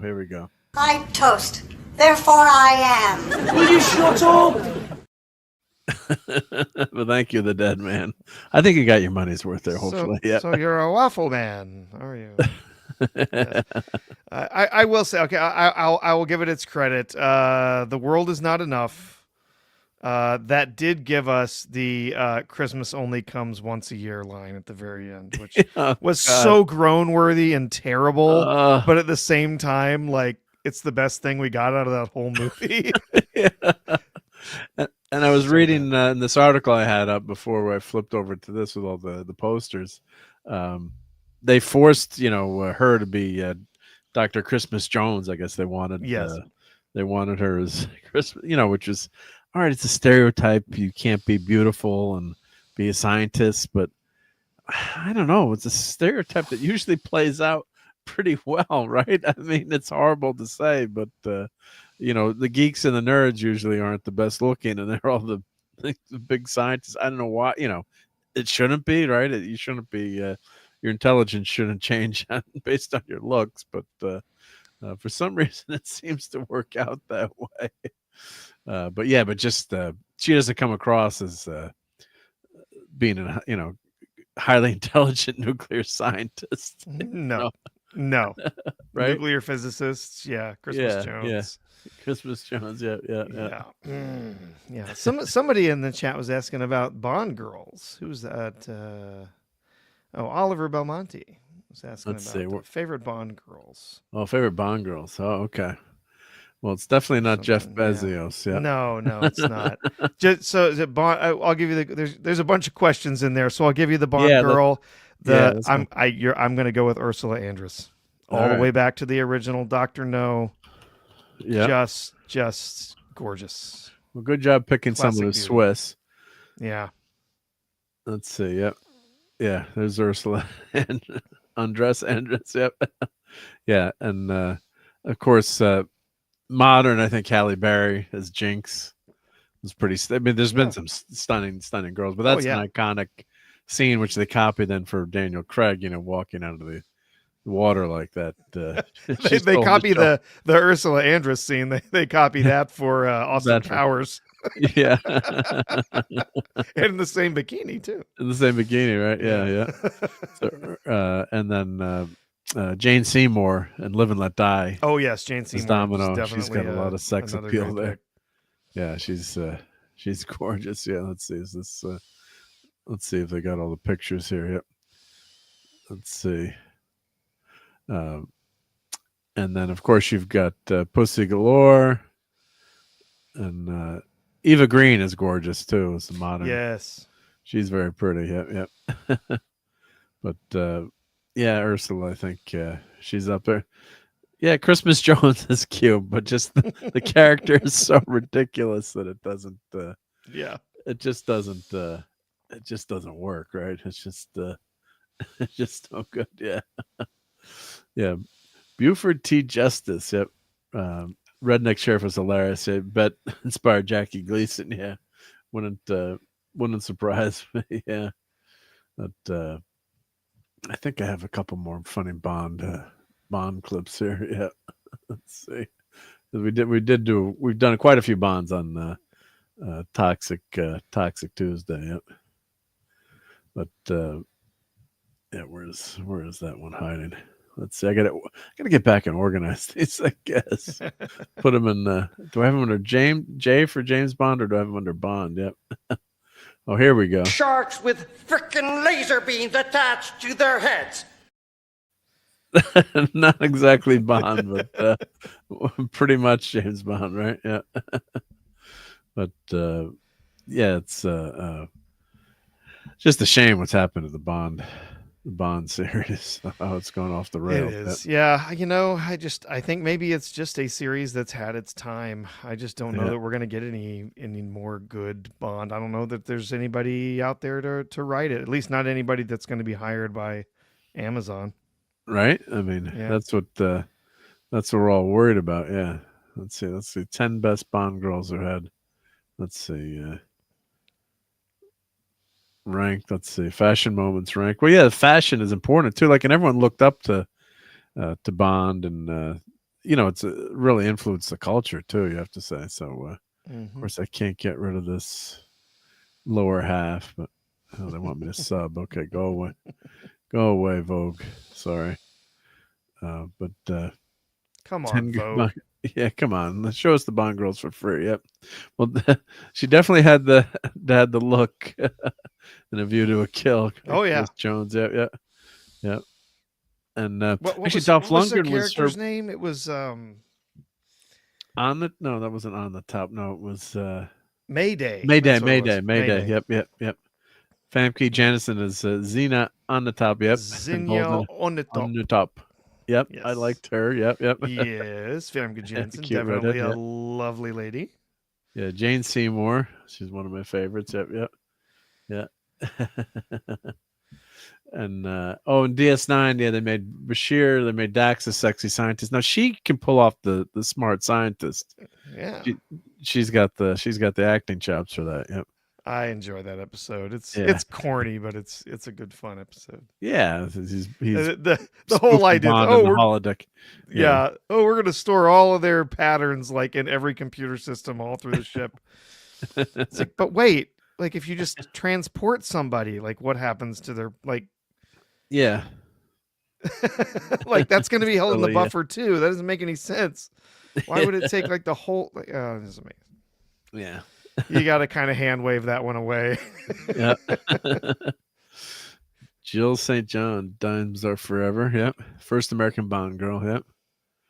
A two-tone long sleeve top that was every bit as sexy as the many competing Bond Caninis. Yep. That's Maud Adams, Octopussy. Of course, Halle Berry. There's Jinx.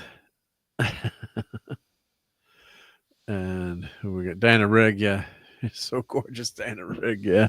Back in the day. You forget too when you see the the ladies, later, but wow. She was gorgeous. Yep, yep. And Jennifer Green, I mean, Eva Green, yeah, Jennifer Eva Green as Vesper. Yeah, yeah. Wowzers, yeah, classic beauty. Mm-hmm. Quite the figure. Honor Blackman is Pussy Galore. Yep, probably the most famous Bond name. I don't know how they got by with that one back then. Yep. And it's cats. Talking about cats. She likes cats. Yeah. Yes, there's her. For your eyes only. Wowzers. And of course Ursula and Anderson as Honey Rider. Yep, another Honey Rider. Yep. One of the best names yet. Yeah. It's most stylish. It's difficult to call it the most stylish Bond girl, given she had a difficult time wearing a pair of pants. And once she got the next name, mysteriously disappeared. But the shell diver doesn't believe in scuba gear. She remains the quintessential Bond girl. Yep. Yep. No arguments there. And she fills out that classic bikini nicely. Yep. So yeah, no complaints there. Oh, what's Mark's for? Far right second from the. I'm trying to catch up here with the chat, guys. Sorry. Yep. I'm not sure. Maybe that was the image I had up before. Yeah, oh, and Picasso's here. Hey, Picasso. And Picasso. Sorry. Ezri was cuter than Dax. Ooh, wow. That could be. I will give you the cuter. The cuter, yes. Yeah. Yeah. Yeah. But I felt bad for the actress too, because that was tough. It was a tough role for her to come in and fill for Nicole for one season. DeBoer, yeah. Yeah, yeah. So yeah, she's so cute too. But yeah, she's like got that cute look, yeah. Yeah. So but yeah, her character just wasn't yeah, it wasn't the same. Yeah, but I thought they did the best they could do with with the situation. I thought she did well. Nicole DeBoer did really well in the situation she was in to take over that role for just one season. Yeah, because Dax, she went to the show with Ted Danson, right? What was that show that she left DS9 for? Wasn't it the Ted Danson? It was a pretty big hit. Ended up being a pretty big hit. Yeah, Becker, right? Becker ran for like 5 or 6 seasons, I think, too. It went for a little while, yeah. It was actually a good career choice. I mean, if you had the chance to get another, it went for 4 seasons, I think. Right, so that was wasn't it? But yeah, so she was on there. What year was that? It would have been 98. So 6 seasons, so 120. Yeah, so not a bad. I gotta say, as much as I loved her on DS9, I know that's your favorite Star Trek show. Yeah, right? my personal favorite, but I still enjoy. Yeah, I enjoy all the others as well. But yeah. Yeah, but if you had a choice as an actress, I'm going to go to another major, sitcom on a major network. Back then, things there was no streaming back then, and I've got a chance to do that, and ended up going for 6 seasons. I can't say I blamed her, right? I mean, well, there was also the ongoing stuff between her and Rick Berman. Yeah. Behind the scenes, essentially, he was to her, it's a he said, she said kind of situation, but to hear it from her, he was kind of sexist, and he kind of refused to kind of give the actresses their due on set, would treat them rather poorly. And she did not feel respected in her role or respected as an actress, And you can go out and find some of her comments that she's made, but I think a lot of it was she came to a point where she felt that she was no longer respected by the people who were making the show, and she decided to make a change in her career. And she said it wasn't easy. She didn't like having to leave. She's like, I've been on this show for this long. I wanted to go the distance, but just felt like she couldn't do it anymore. So yeah. Well, I think that as fans were like, come on, stick it out that last year. And John Evan, retro guy. Hey, So Ezra, I always thought she was cute. Yeah, I always thought she was, Yeah. gorgeous. I like the great Golden Boar. personality. Yeah. Yeah, great personality, and yeah, you just couldn't do the same character development. Plus, when they're Yeah. wrapping up the Dominion War, and they had so much stuff because that's more of a serialized show. And it just screws Worf over just one more time, right? Right. Poor like- Worf. Yeah. Can't find love. Can't find a family. Can't No luck. No love Can't for Worf. settle into a career. Poor Worf. Yeah. And then, of course, after in the previous season, remember that Worf had basically torpedoed the rest of his career because he abandoned a mission to save Dax. Right. Yeah, that's right. Yeah. We didn't follow orders. Yeah. Yeah. He, it's like, he screwed his career to save her, and then she's dead at the end of the season. It's like, oh, jeez. Oh, and then Mark's saying, yeah, she wants some days off. He said no and told her she was easily replaceable and not worth any trouble. Oh, God. Yeah, now what you just say to one of your main leads on the show. And Barbara Bach and Carolyn Monroe in the same movie. Yeah, that's which movie is that? Captain Infinity. I'm forgetting, but is that one of the Bond movies, or is that that would be a that was that was which one was that? Is that Spy Who Loved Me? Yeah, some of the best looking ladies ever. Yep. Yeah, Spy Who Loved Me was Barbara Bach. Yeah.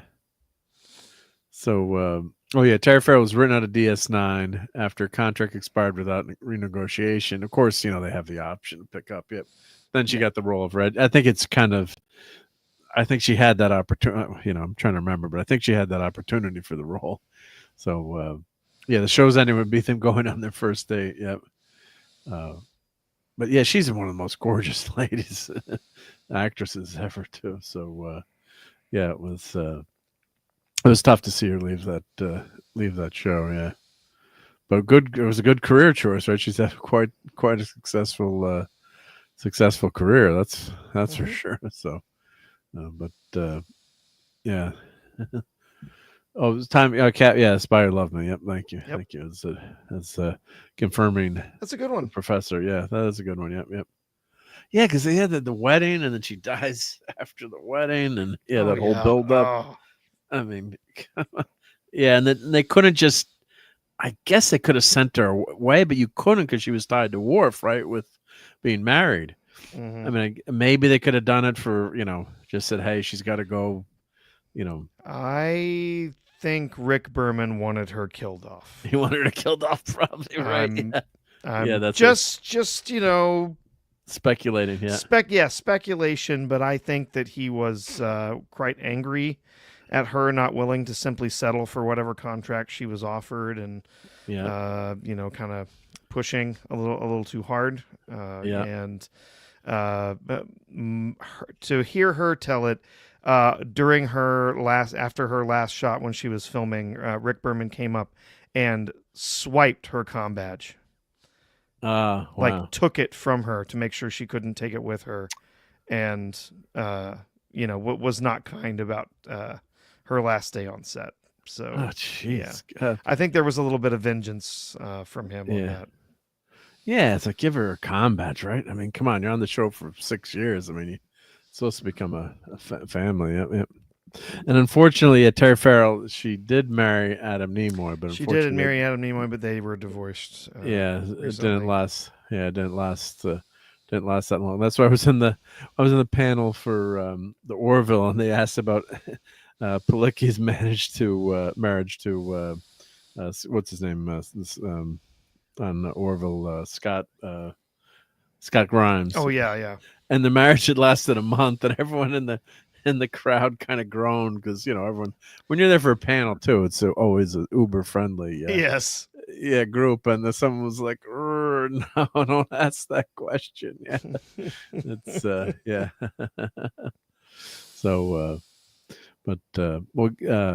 so this I love this picture. It is really good. That's Blofeld. It's a great illustration. Yeah, great job for Hollywood Reporter. Who illustration by Scott Anderson. So kudos to Scott Anderson. Great job, Scott Anderson. That's great. That's perfect. Yeah. Jeff is Blofeld. It's very good. Yeah. So the story, if you don't anywhere out there doesn't know it, but basically, Barbara Broccoli and Michael Wilson, they're half brother and sister, and that was Cubby Broccoli, who was in charge of Bond with his partner. What was the other guy's last name? It was Brock. I'm trying to remember. What was his name? But anyway, so basically, Bond has been owned by a family with the rights to the movies all these years, with the exception of you only Never Say Never Again, which is basically retelling of Spectre, because as famous Fascinating Entertainment law case where the writer Ian Fleming was working with his partner to create another movie, and I'm trying to remember the other author's name, but then all of a sudden the movie fell through at that point, and he released the story as a book. He's like, well, I've been working with Ian Fleming, so there was a lawsuit, and he actually won the I'm trying to look up the guy's name. I'm kind of forgetting the person's name unless someone has it in the chat. But so that's why in later movies they can't use Spectre anymore. So that's why when Blofeld gets killed in the beginning, is it Live and Let Die, where they drop him off the helicopter into the chimney. So that was McClory, McClory, yep. So that's a fascinating entertainment story. So it's so Sony bought the rights in 1997, but that's why you were able to have that You Only Live Twice movie in 1983, which is basically a retelling of Spectre. So they have the rights to that story in Blofeld and Spectre. So it's damn interesting. So that's an interesting. Put a link. That was that was the screenwriter of Thunderball. Oh, Thunderball. Yeah, Thunderball, that had taken his, basically said those were his characters and whatever, and then went over to Sony and they made the next movie. Yeah, Diamonds Are Forever. Yeah. So, but it was interesting. He actually won the case. So yes, which was that's how they were able to make Never Say Never Again. Yeah. So 50-year-old Sean Connery. Yep. So they had 2 Bond movies that same year. So fascinating story. So what's happened is that Amazon bought MGM, but Eon Productions still had all the rights to they were their partner in terms of movie studios, but they owned the character, controlled the character, and had veto on what the character could do. And of course, I could argue, as I mentioned to a friend, all the RIP Bond stuff, but at this point, when was the last time we got a good Bond film anyway, right? So yeah. So what it turns out, I read, reading the article, it turns out, this is 20 years ago with Barbara Broccoli and Michael Wilson, when just before Casino Royale. So before Cubby passed away, he said, "Don't let anyone else screw it up." He warned his children before he died. You can screw it up if you want to, but don't let other people screw it up. So she was 2 years old when Dr. No opened, and they always said it was like a family. All the special features I've watched, I've always described as a family. The same people working on all these productions, and Cubby would make dinner for people, and it must have been pretty amazing to have worked on those movies. So so Eon and MGM. Well, there's 1994 with Barbara then with before he starts out as James Bond. But the thing is, the Craig movies made a ton of money. I don't know how that translates via inflation, but the gist of the article is basically I guess the brother wanted out, right? Eventually, he was want to retire, and at this point, they were frustrated. I guess they kept turning down, Amazon ideas, and at one point they called, what was the line? It was Bond was a product or content. Content, yeah. They called it content, and that really pissed off Barbara Broccoli. And I believe that she called them a bunch of effing idiots. I believe Idiots, is what right? she said.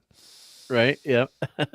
Yeah. So allegedly, he said he read her quote in the journal. Yeah, that's exact. Yeah, here it is. Yeah. That's when the Wall Street Journal published a piece detailing the chilly state of affairs between Amazon and the Broccoli's, in which Barbara was quoted as telling her friends, Amazon executives are fucking idiots. Not surprising, those choice words apparently did not go over well with Blofeld CEO Amazon Jeff Bezos. He read her quote in the journal, got on the phone and said, I don't care what it costs, get rid of her. He's one of the richest men in the world. As how one insider described what happened next. Sources close to the company strongly refute that Bezos made any such remark and deny the journal's reporting an impact on negotiations, noting that discussions about the joint venture took place over the better part of the year. Either way, insiders say that Bezos were not paying close to $1 billion for the franchise. For that kind of money, Broccoli and Wilson must have decided other people can screw it up all they want. So they're out of the Bond business now, but that's Cubby.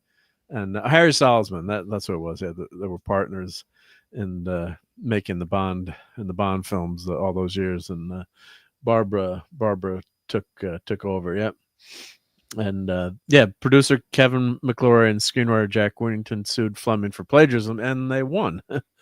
So, thank you, Timey Wimey Lemmy.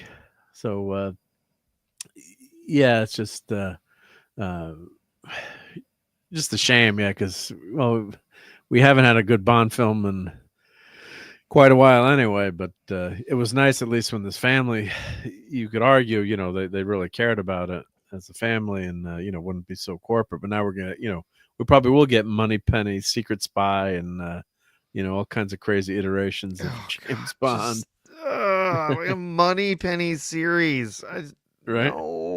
No, she's not. She's a secretary. Exactly. Is the series going to be about her doing collating and filing, making sure that this week's travel reimbursements are filed on time? She can type over 100 words a minute. Well, that'll be some riveting action. She also has a license to use autocorrect. I mean, come on, yeah. Yeah, they're gonna try and feminize Bond. I mean, not that they haven't already. It doesn't work. It doesn't work. No. James Bond is inherently a masculine character. He's got that, not just the wit and the charisma, but there's a machismo that's part of that character. And if you take those things away, it's not James Bond anymore. It can be another spy movie. It can be something else. But I don't want to see, Moneypenny's License to Thrill or whatever. I don't want to see it.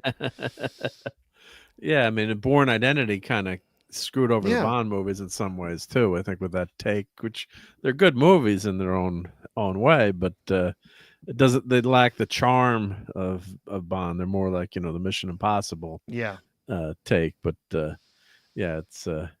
And then they're going to race swap Bond or gender swap Bond. That was the controversy in the last movie too, right? The woman in that movie was 007, right? He retired as 007, and someone else took up as 007.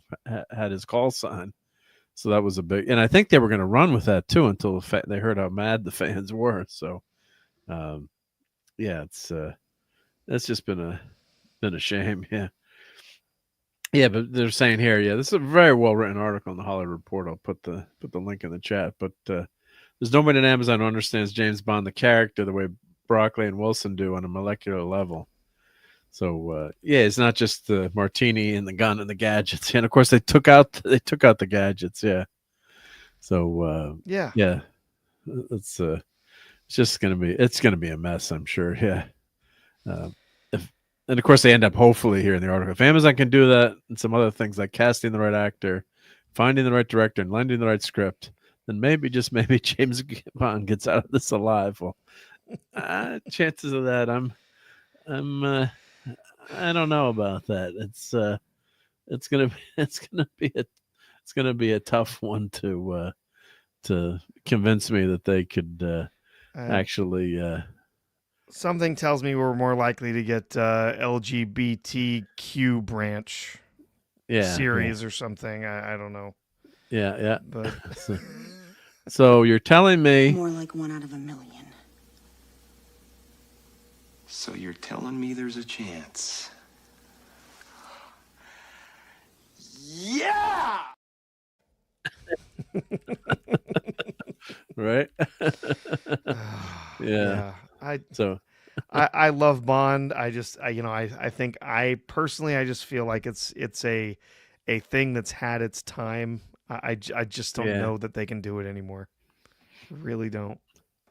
No, it's like look, and they just can't help but change things up too. It's like, look at the casting of Snape that's making the rounds now too, where they're race swapping Snape. It's like, why? You don't need to do it, especially today, where thankfully, people have opportunities too. It's not like you can't get cast. Years ago, as an Asian actor was, couldn't get a role, or as a minority or black actor, it was tough. But there are lots of roles out there now, thankfully, right? Things have changed. I mean, for the better in terms of that. But it's just to throw, to change that iconic casting. I guess Rowling has said she's okay with it. Well, yeah, I don't. Maybe care she has if to she say. says she's okay with it. It I'm doesn't not. it doesn't fit. I'm not okay with it. I don't think it works. Yeah. They say, oh well, he was never specifically said that he was white. Well, they never specifically said he was black either. And there's numerous descriptions of him as being pale and sallow. Yeah, the greasy black hair. No, if you look at Alan Rickman and the way that they made up that character for him, he looks like the character as described in the books. And, there's been a lot of people saying, Adam Driver, why didn't you get Adam Driver? Like, pay him all the monies to get him to come do this show. And what is this show anyway? I'm not the biggest Harry Potter fan in the world. My wife reads the book. I'm like, are you cheating on me with Harry Potter again? Yeah. It's like she reads the books, all the books every year, every summer, just goes through them and reads them. Like, are you reading Harry Potter again? I mean, so I've read the first book. I've read one of the books, and then I've seen the movies. Good. My wife has read all the books. My kids have read some of them, but they,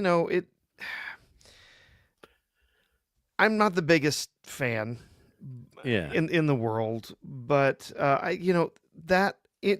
most people, I would say the majority of people have been exposed to the characters through the films. There have been a lot of people who've read the books, but I think there's a larger audience that's been exposed to the character through the films. And so now they're coming back and they're saying, well, we're going to make this HBO TV show.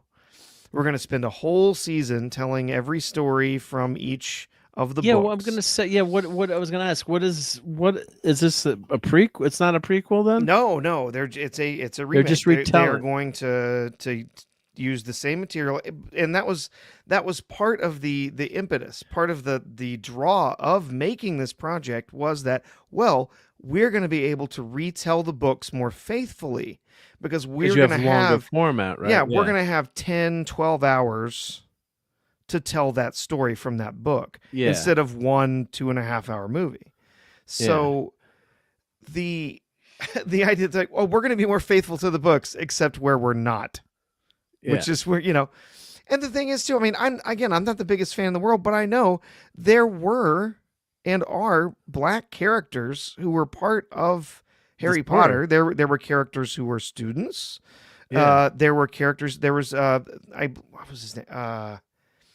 He was one of the Aurors who helped them defend when he was trying to hide from Voldemort. Kingsley Shacklebolt, That was his name. Okay. He was in the films, and he's a badass, right? I mean, he's like Wizard Shaft walking around, man. He's awesome. Yeah. And it was a great character, and he's a character who was written for a black actor. He's written as a black man. Why they have to go through and take this character that so iconically was represented by the incredible actor Alan Rickman. Yeah. And they're going to say, here's sort of this basically unknown black actor. We're going to have him do it instead. Yep. It's okay. And, sure. And my buddy Geoffrey here, Geoffrey and Jeff. I just got I saw the pictures. I got my Harry Potter hardcovers rebound in red leather and gold leaf. Oh, very nice. Yeah. So and he's saying, Kingsley Shacklebolt. Yeah. And Dean Thomas is also black. Dean Thomas. Yeah. Oh, well, one of the black girl students turned white in a later film. But it's just especially an iconic character. You don't listen. You can't do it, but it just throws fans off, and you don't need to do it. And you just wonder. You just think of Lord of the Rings when they made that. You didn't have to worry about any of this stuff with the casting. It's like you knew it would be true to the book. And of course, but you did have Eartha Kitt playing Catwoman back then in the 60s. Oh, sure. Right. So yeah. So that was a famous casting, and she was fantastic in that role too. Oh, she was perfect. Perfect. So not to say you can't do it, but just there's really not any. And the problem is, like back then, no one questions anyone's motives on it. They say we'll get the great Eartha Kitt to play Catwoman. Well, and it's a silly kids comic book show too, right? I mean, we'll watch out. Yeah, Batman. A lot of people are serious about Batman 66. Oh, so I love Batman 66, but it's corny as all get out. You can't take that seriously in any way, shape, or form. If you're not just sitting there having fun with it, I think you're missing the point. It's not meant to be serious. No, I'm joking. Yeah. But so there's not saying you can't do it, but I think we're more sensitive to it now because of all the virtual signaling versus just tell a good story or do a new character or so it's it's just not necessary. And then it also maybe this actor, I don't know, I haven't seen this actor and anything, maybe he's a fantastic actor, then you get saddled with that too, right? So that and RobAltis says Batman 66 was not corny, it was awesome. All right. See, I knew you'd rile him up here. It was awesome. It was awesome and really cheesy in the best possible way. I absolutely you can't get me on this. I absolutely love that series. I could sit down and watch any episode of that any day and just love the hell out of it. It ages like fine wine. It's gets fun. Better. It's light. It's just enjoyable. And there's so little television that we get today that you could just sit down and be like, well, that was fun. Yeah. Well, this was Clobberin' Tom's scene I clipped for him. Atomic batteries to power. Turbines to speed. Roger. Ready to move out. Yep, that's just so classic. Yep. And I do have my I just got my Batman corgi. Let's see here. And then my camera turned on to the rocket firing Batmobile corgi, and I got to do it. That's one of my many videos to do. But corgi Batmobile, which I've always lusted after for years from the Batman 66, and a friend who had it. And, I never had that Batmobile, and they did corgi. Came out with a reproduction, so I think it's still for sale. Nice, definitely hit that, and they're going to come up with the helicopter and also the Batboat too. So of course I'll be buying those. So that's just a great car. And of course remember friends had them. They were trashed. This was nice to have this repro because we played with them as kids and smashed them up, and we didn't care about keeping it pristine. Yep. So the 66 Batmobile is the best. Yep. 89 is very close though too. They did a damn good job with the 89 Batmobile. Yeah, Yes. I have the. In fact, that was one of my big Christmas gifts was the Batman '66 Lego set. Nice. For the Batmobile. So I think I'm actually going to finally get a chance now that I have all my shelves up back here. I've got a chance to put a couple of some Lego stuff up, sets right? together. And so yeah, I Awesome, think my son and I might be sitting down over spring break coming up soon and build that 66 Batmobile. That's awesome. Yeah, that's one I didn't pick that one up yet, but I better buy that one. Yeah. Oh, it looks so good. And you open up the trunk. I was looking at some of the pictures of it the other day. They have the stuff in the trunk. You open up the trunk and it has the mobile crime computer like labeled inside the trunk. Oh, I love the mobile crime computer. Yeah. So I do have the '89 Batmobile Lego, which is massive. Nice. Yeah. How big is the '66? It's good size. It's pretty big. 1,800 pieces. Okay. Yeah, I don't remember the measurements for it, but it's pretty good size. Yeah. Yeah. So I guess this series would be a home run, potentially if they don't if they just follow the damn books like Lord of the Rings did. Not like Rings of Power, I guess. Yeah. I mean, can you imagine the Potter fans that would go? I mean, yeah, if I was, I like Star Wars, right? So if you told me, Disney didn't have control of Star Wars anymore, and they're gonna do the EU on TV, right? Or do, one of the great, actually do. Heir to the Empire. Oh God, yes. Could you imagine if they did that like as a TV show, so you get the whole series, in detail? Yeah, they'd be printing money. I mean, that would be. Yeah. No, of course, there's not smart people ahead of in charge of Disney these days. So, but you do have. Have you ever seen Darth Angelus? Have you seen his creation that he made? No, he has animated Heir to the Empire. Oh wow! He's with 3D animation and stuff. He's made a version, a film version of Heir to the Empire himself. Wow! Yeah, I mean he's still working on it too. It is not done. Not done. Yeah, wow. Yeah, because Star Wars Theory did Darth Vader Volume 1, 1 to 25, which is a great. It's a great read, yeah. He did he got permission from Disney. Of course, that wouldn't happen, I'm sure, but he got permission to, it's not monetized, obviously, I'm sure, but to show the panels from the comic book and do that motion, like that Ken Burns effect.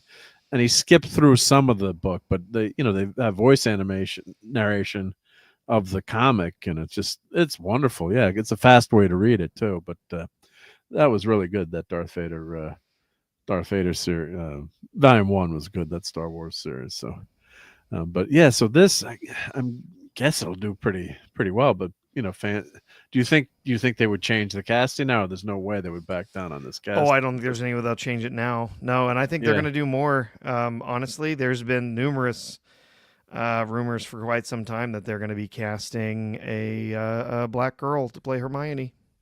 Yeah, wasn't in the Broadway play. In the Broadway play, they had they cast They had someone black playing Hermione. Yeah. So, yeah. I don't. Very likely. I don't. I'm sure that there's going to be diehards, or they're going to watch this no matter what. We get all of those, right? We get. There's still people watching Star Trek on Paramount Plus for some reason, but. Maybe just the old stuff. Go watch the old. No, you watch the old stuff. No, don't watch any of the new stuff. Yeah. Oh, you were mentioning earlier, but yeah, mentioning Kirk coming on earlier. I was coming like, I love Bill. I love Bill, but I'm not watching anything else from Kurtzman. Yeah. Not watching anything else from Secret Hideout. I'm done. Yeah. Not even for a hate watch. No, so I really hope he just says no, because I don't want anything to do with them anymore. They've done so much damage. I just can't take it anymore. No, I mean I love Star Trek too much, and I really tried. I tried watching Discovery. I did. I tried watching, some of the other new series that I actually did. on some level enjoy the Lower Decks show, but that's because Yeah. I didn't take it seriously as like part It's of a spoof. It's doesn't kind of exist, yeah. silly. It's a silly take on some Star Trek. Yeah, I agree. The funny part was that actually of all the stuff that they've made that Secret Hideouts and Kurtzman have been involved with. First, Kurtzman was barely involved with that show at all. That's probably why. Yeah, 'cause but parts of it were really funny. I never finished watching it, but yeah, as a spoof, yeah, I mean it's. Well, I think the funny part was that in that show, the writers in the writers' room were probably the people among everyone at Paramount right now that know Star Trek the best.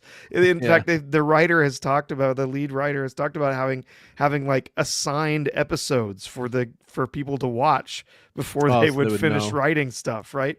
So they've actually like really knew Star Trek when they were making that show, but it's a spoof, right? I mean, it's a spoof, yeah. So parts a lot of it when they didn't get, I hear they get really raunchy later on, and there were some episodes that got pretty raunchy. Honestly, most of them were pretty tame, and early on, a lot of people didn't like that was it Jack Quaid. His character. They thought like he was really kind of beta, kind of a nerd, and the woman was all overpowering him and everything. She was she was the one in control. That relationship and those characterizations change as the show moves forward, and they all kind of have their own little roles to play. And I thought it worked really well, but I could tolerate and enjoy that on one level, but the rest of the Star Trek, so bad. You never watched what was the? Well, let me say hi to Polly's Minion here. So I hope you're doing well, and hopefully this stream is Truck Dog approved, as I always like putting up. There we go, Truck Dog approved. Yep. There you go. Yep. So. I hope you had some safe travels today. My son just made it back from Florida. He went to Florida for the weekend, so I heard the door open. So he got back safe, so that's good. But it's good to be young and in college, right? So I'm going to go to Florida for the weekend. Take off for the weekend and go. Just take off for the weekend. So so that's awesome. Yep. So so he made it back, which is good. But his friend, his mom has a place down there. Like, you want to go let's go to Florida for the weekend. Yeah. So which is great. Yeah. So I do want to show talk about some of these action figures and enable people a little bit. So I don't know if you've seen these new Cell. I have not seen these. No, these are from so these were Nacelle. Yeah, so it's a new company. I don't know if it's a new company, but what they've got the license for Star Trek now. I don't know if it's all the figures or certain figures, but I'm definitely buying some of these. So these look excellent. Yeah. That Wei-Un figure is wild. Yeah, right. So and this is smart too, because when Playmates came out with their figure set, their choice of figures just was not. They started with Mikey, Spock, Saru, Kirk, and Spock. Okay, as a given, and Khan, but they should have thrown in some more figures that fans had really been asking for or wanting. Wave 1 is such a wild mix of stuff. Yeah, this is hilarious. You got Jellicoe and Tuvix and Mirror Universe Archer. Right? That's wild. You'd think they would like pick a generation or something, but no, they got everything in there. Captain Garrett. Wow. Yeah, no, it's and I hopefully get some more Enterprise figures. I hopefully get Hoshi, Sato in not a spacesuit. yeah. I'm trying to find Star Trek Playmates. Well, maybe let's see. Here are the Star Trek 2022 figures. Yeah. So this is how the 2022 Playmates, the big reboot. The sculpts weren't the best. The Picard. Yeah, I had seen a few of those sculpts, and they were not fantastic. No, so I did buy Khan, Kirk, and Spock, of course, and Actually, I have a bunch of those original TNG figures on. Yeah. A few of them on the cards, but yeah. So I bought those when they did I buy Picard and Riker? I can't remember, but Get the orange tricorders and yeah, because they molded all out of one color. Molded one color, yeah, which is great. Yeah, yeah. Save money. Yep, but yeah. So so it was a lot of fun collecting those original figures. So we all had high hopes that they're gonna come back with some great figures, but didn't it didn't happen, unfortunately, with this, and of course the line is dead now. I think they're going to keep making spaceships, but you think Playmates is going to, or I think they're just going to keep. I heard the rumor was they killed the figure line because it didn't. Because I picked up I've got an Enterprise, a Playmates Enterprise, a TOS Enterprise that I picked up on clearance. So my assumption was that Playmates was clearing out all of their. Well, yeah, I think that ship has been out for years, but I heard one room. It was a rumor that maybe they were gonna, just continue with making some ships. Like, give us the Reliant, right? How long have I been waiting for a for a Reliant figure of to get. So it's something. Ooh, gotta have safe search on when you look for Playmates. Oh yeah, definitely. Hot tip, everybody. Hot tip. Yep. So these figures didn't go over so well, unfortunately. Did they do data with that wrong paint scheme again for fun? I guess. Yep. Could be. Could be. Yep. So this, and then they had some ships too. So how much did you get that Star Trek the TOS ship for? The TOS Playmates Enterprise. I think I picked it up for like $29. Nice, yeah, on clearance. It was pretty cheap. I'm trying to remember what I've only got a handful.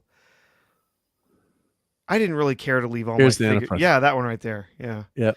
I didn't really care to leave my figures on cards when I was younger. I always took them out and I took them out. I saved the cards. I have a lot of them. I saved the cards, but there's still one that I still have on card because actually my wife got it for me as a Christmas gift not long after we got married. Oh, that's what it is. It's the I have the Deep Space Nine Trials and Tribulations version of Cisco, where he's in the TOS outfit. Oh yeah. And inside the packaging are a bunch of loose tribbles. So if you shake the card around, there's tribbles floating around inside the plastic card. Yeah, that's one of the few I still have on the card. So here, let's show some good stuff. So Playmates is very uninspiring line of figures, but this is great because you get Captain Jellicoe, and Jellicoe's famous on the internet for all his is the meme Captain Jellicoe on Twitter. The Jellicoe memes, Jellicoe jokes, jokes. Captain Garrett, of course, from that phenomenal episode, and she was in Section 31, which doesn't count. And the one thing I don't understand is why in TNG they never had the neck, the shirt underneath, which doesn't make the uniform. Look, I don't know if that was a conscious choice or they couldn't find the shirts in storage. I think they were just trying to give the appearance of some sort of evolution of the uniform from the movie era, Star Trek 6 and something in between that and moving to the uniforms of the Next Generation. So they decided to go without the turtlenecks to make it look like it was more just a shirt on top. Which I don't like. Yeah, it's a strange look. They did the same with some flashbacks to Picard in his younger days, where he had that outfit. Yeah, but it's just not a good look. I mean, but the figure's accurate to the character though, so I can't complain. Yep, Neelix. This is just Tuvix. Excuse me. Yeah. Oh my God. What a great shirt. Did they ever make a Tuvix? I don't think so, right? I don't think they did. right? I don't remember one, but that's great. Yeah. And Mark says there's no fire hot enough to incinerate the Saru or Burnham figure. Burnham figure. Yeah. Oh, what horrible character. Yeah. Now I did like Saru a little bit because Doug Jones is such a damn fine actor. He really is. I met him at Comic-Con, and God, he was so great with the fans, but just the show was so terrible. Yeah, and it's a ridiculous. Yeah. The idea of his character is ridiculous, but his portrayal is, he does the most with the material. But it's just painful because and then the writing is just so the bad. writing. I mean, anyone who doesn't like mac and cheese, That was disturbingly not delicious. Sorry, I ordered mac and cheese on purpose. I'm trying new things because my comfort zone has become uncomfortable. that's actual writing. I know. in New Star Trek. My species has evolved to feel the coming of death, or whatever he says. Yeah, right. What? Yeah, and they had his fins would come up at the back of his head or something which some animals do to get Oh God, hamburger helper meant Spock. Yeah. Thank you, chat tonight. You guys have been awesome.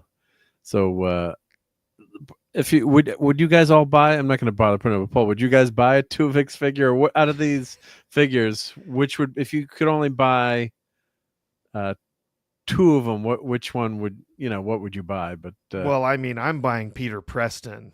Yes, yeah. Peter Yeah. Preston's going to be a buy. Yep. I love the Sulu as the captain. Yes, I actually really like that, where they've got him sculpted so Teacup. he can hold the teacup. That's perfect. Good. What's the line by Worf? Good tea, nice house. Good tea, nice house. nice house. Yeah. So that's a must buy. Now, Valkyris I'll probably buy because, well, one of the reasons is we'll show she's got the Genesis device. Oh, okay. I As an thought you were going accessory. to say there were two reasons you were going to buy. Yeah, that well, figure. there's three then. Okay. And of course, classic Archer. Yeah, with the Probably have Andorian to buy ale that. or whatever. Probably have to buy that. I'm gonna buy them all. Who are you kidding? Wayoon, I know you're buying that, right? DS9 fan. That's just. I'm seriously like they've got all the textures. Sculpt for is great. They've got all the textures for the clothing, because all of those different textures mixed together, and then just the sculpt of the face is fantastic. Actually, if you look at the actual face, he comes with multiple different heads. So he's got one with that just stab you in the back grin. Right. It's great. So let's see who would buy. So RobAltis is Mirror Universe Archer. Yep. If you had to pick one. Yep. And Geoffrey would buy. I buy T'Pol and the attendant. Yeah. My comfort zone has become more comfortable. Maybe you should try stopping expanding your consciousness. Yeah, we'll go with that, as John Bender said. You're pushing maximum density. Yeah, dimensionally challenge it. Well, in her defense, she was pregos on that series when she gained weight. So, yeah. Let's see. So that's. I know you would definitely buy that, and of course, I have to have all the Wrath of Khan figures. So yeah. Billy Preston he escaped to Witch Mountain, but that's just a great idea because fans have had, they've pretty much almost made every Star Trek figure, but I don't think they ever made Billy Preston, right? And if you look, the full version has him with his roasted face, right? Yeah, if you look at the full character with all the things that are included there, yeah, he's got a different head with a roasted face. Yeah, I don't know why it's not. Oh, here here they're showing. They should have done like a slideshow, but they're showing the accessories now with each one. Yeah, so you've got Picard's fish tank. Yeah, which is great. Oh, here we go. Now I can scroll down. Yep. So that's perfect. And some Picard. That's some art. Yeah, that was that art contest or something, and some. So that's perfect for Jellicoe. Yep. And then they've got the. She's burnt to hell. Well, she's got the piece of shrapnel in her head. Oh my God! But that's perfect. That's what fans want, right? That's excellent. Give people what they want. Yeah. Tuvix has that plant, that orchid or whatever. Yeah. Sulu comes with the teacup, of course, and Phaser from Wrath of Khan. Yeah, they're Wrath of both Khan this is and a perfect. Star Trek 6 favor. Wow. Yeah. Oh, so this will double as a Wrath of Khan figure too. Could, yeah. This is Nice. great. Yeah, because that was a newer phaser design. Yep. Wow. So that's great. What's that supposed to be? Is that supposed to be I think you tunic? can exchange out so that he's got the flap Tunic? open on his uniform. Yeah. That's what that is. Well done. Well done. Yep. And Valkyros, yep. So search Spock. Yeah, she's got the Genesis device. That's so that makes that up. That's so smart. That's a hell of a pack-in for your right for that figure. Yeah, right. It's the full You got your Genesis Batla. device. Yeah, so you gotta buy it, right? Just to do it. Yeah. Wow. I'm getting a slightly different view of this than you are. I can kind of zoom into it. That's weird. Oh, you can zoom in. Okay, that's the. I think I might be looking at a slightly different page than you are. Maybe it's a different page. Yep. So Jellicoe's successor should have been something like a mine he could be sitting on. Ambassador Spock. I think they've done Ambassador Spock. But these figures are really great quality. They're about 30 smackrels. So I think they're 1/6 scale. So these are going to be, much better quality than they look in line with the quality of the Diamond Select figures that were out maybe 10 years ago. But I love He's great because he's got the original phaser and he's got the Enterprise phaser. Yeah, I shared the link with you in the private chat. It's just a different store page, but if you from that page, if you click on the figures, there's some much more detailed views of the figures there. Okay, here we go. Let's pull this over here. Yeah, because these look really good. So if you pick one of the figures. Yeah, let's grab Billy Preston. I think we gotta. So then, if you scroll down, here we go. There's a couple of breakout pictures where you can actually see the included stuff. So you've got him. All messed up. Okay, I just watched Wrath of Khan. Had a friend out of town, so we watched it. He's like, I had just had some music. I was like, put something good on. All right, Wrath of Khan, top 5 movie. Something good. You got it. Yeah, so Midshipman Pete. And of course, bringing him to the bridge was ridiculous. But we're like, that's fine. It's a dumb moment. But yeah, phaser, Star Trek 2 communicator. Yep. So yeah, love that communicator. Yep. 1/12. Okay, so it's 1/12 scale. So it's not going to match up exactly with the Playmate scale, because Playmate scale, I believe, is the 3 3/4. No, it's 1/6 scale, I believe. So 1/12 is like it's a little bit smaller, if that makes sense. Yeah. So I do have some 1/12 scale figures. So of course you can't tell until it's always like, what does it look like when you see it? So yeah, thank you, Robbie. 1/12 scale. So it's just going to be, they're not going to match up exactly, which is going to be because the Playmates. What scale were the Playmates? Those were considered 3 3/4. No, not 3 3/4. That's Star Wars. Let me sign into Figure Realm here, and then we can look. Yep. Yeah, that's great. That Archer figure, that's so good. Yeah, let's see what, and they comes with Terran Dagger, Enterprise Phaser, Enterprise Tricorder, Mirror Phaser, Mirror for Tricorder, bottle of green liquid with 2 green glasses filled with green liquid. Champagne glass with attachment of liquid pouring out. Right? What is it? It's green. It's green, right? Yeah. So we do have that. We do have that clip on the ready. Usually it's right about, where's that one hiding for me? Well, and while I'm looking, I'm going to play this. Oh, I don't have it screen, but I do have this. No bloody A, B, C, or D. I did clip it, but it's not loaded up. But yeah, I do have it. It's green, and so that just looks awesome. Yeah. Doesn't say the scale on this Playmates figure. Yeah. So what the Playmates were? What? Let me pull over Figure Realm here. After I want to show the Genesis device, embiggened. Yep. Oh, that's great. Yeah.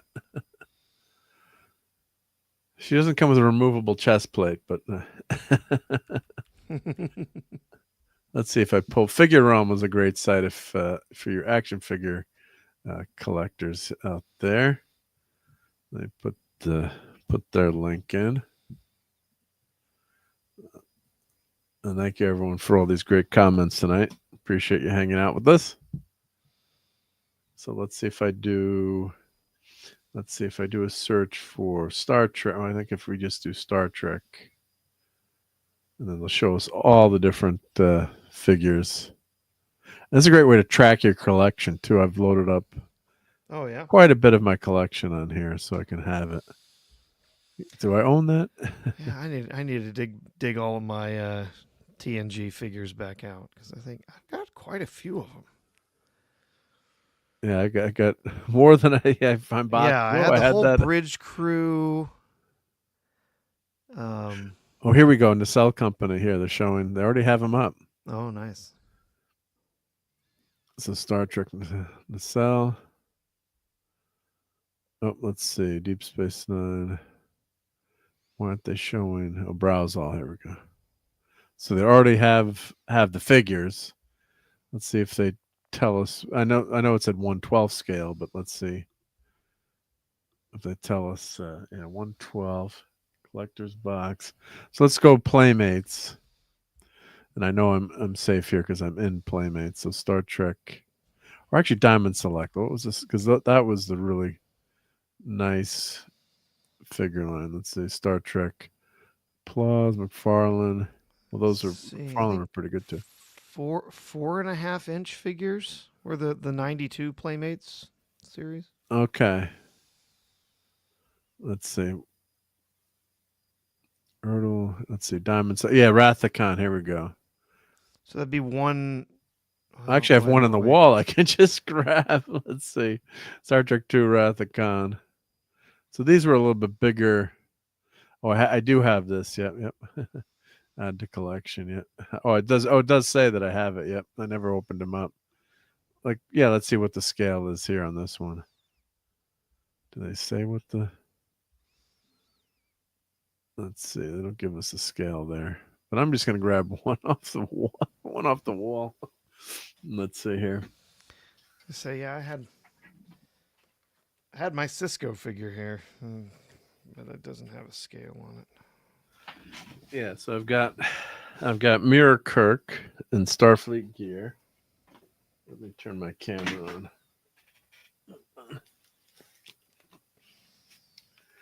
So let's see here. Put the light on.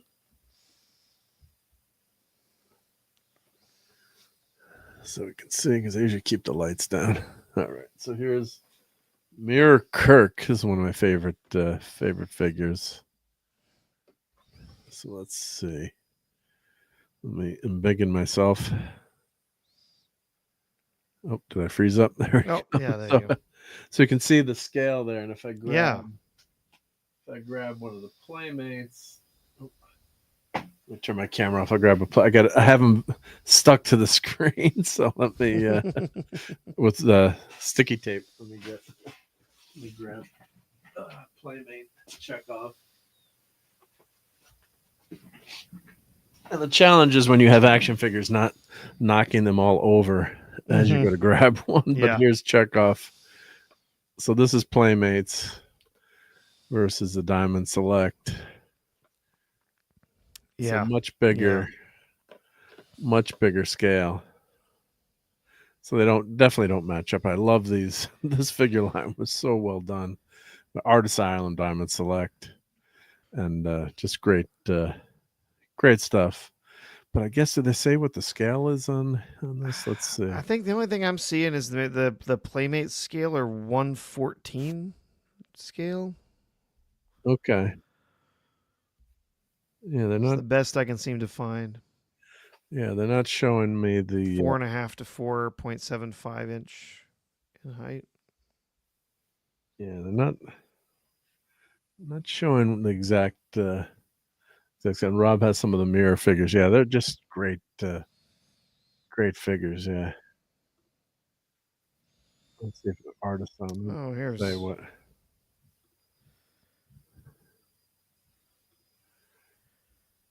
Artists on, they only have one.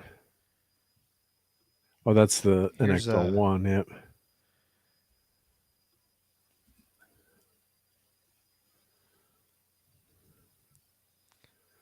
Here's Look at this one skin. thing I shared one thing with it that I found. Okay, yeah.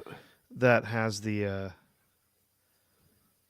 has some of these figures, the recent Playmates, and it says 5-inch 1/14. 1/14. Oh, okay. So that's kind of like the Star Wars scale, I guess you would say. Yeah. So as someone had mentioned 7, was that Rob who said 7 inches?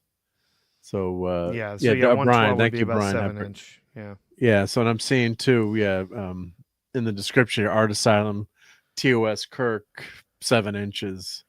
So that's yeah, so about 7 inches. So that's just the one thing, I guess. A 1/12 figure, a 6 foot tall figure, is going to be 6 inches, I guess. So the scale is not going to match up exactly. Unfortunately, I think that's what's going to happen. I think. Yeah. Yep. So that's probably. I guess. Yeah. Let me see. 1/12. Yeah, Brian Hepburn says 1/12 6-inch is a Star Wars Black Series scale. Okay. And the Playmates are 1.45 inch. Yeah. Yeah. Or 1.5 or 4.5 inch. Sorry. Yeah. So I'm just hoping that I would hope if they would match up with these Diamond Select or Art Asylum, they would match up with this figure line. Let me put it back. Oh, it's not. I gotta add. I stopped sharing my screen. Let's see. Present. Share screen.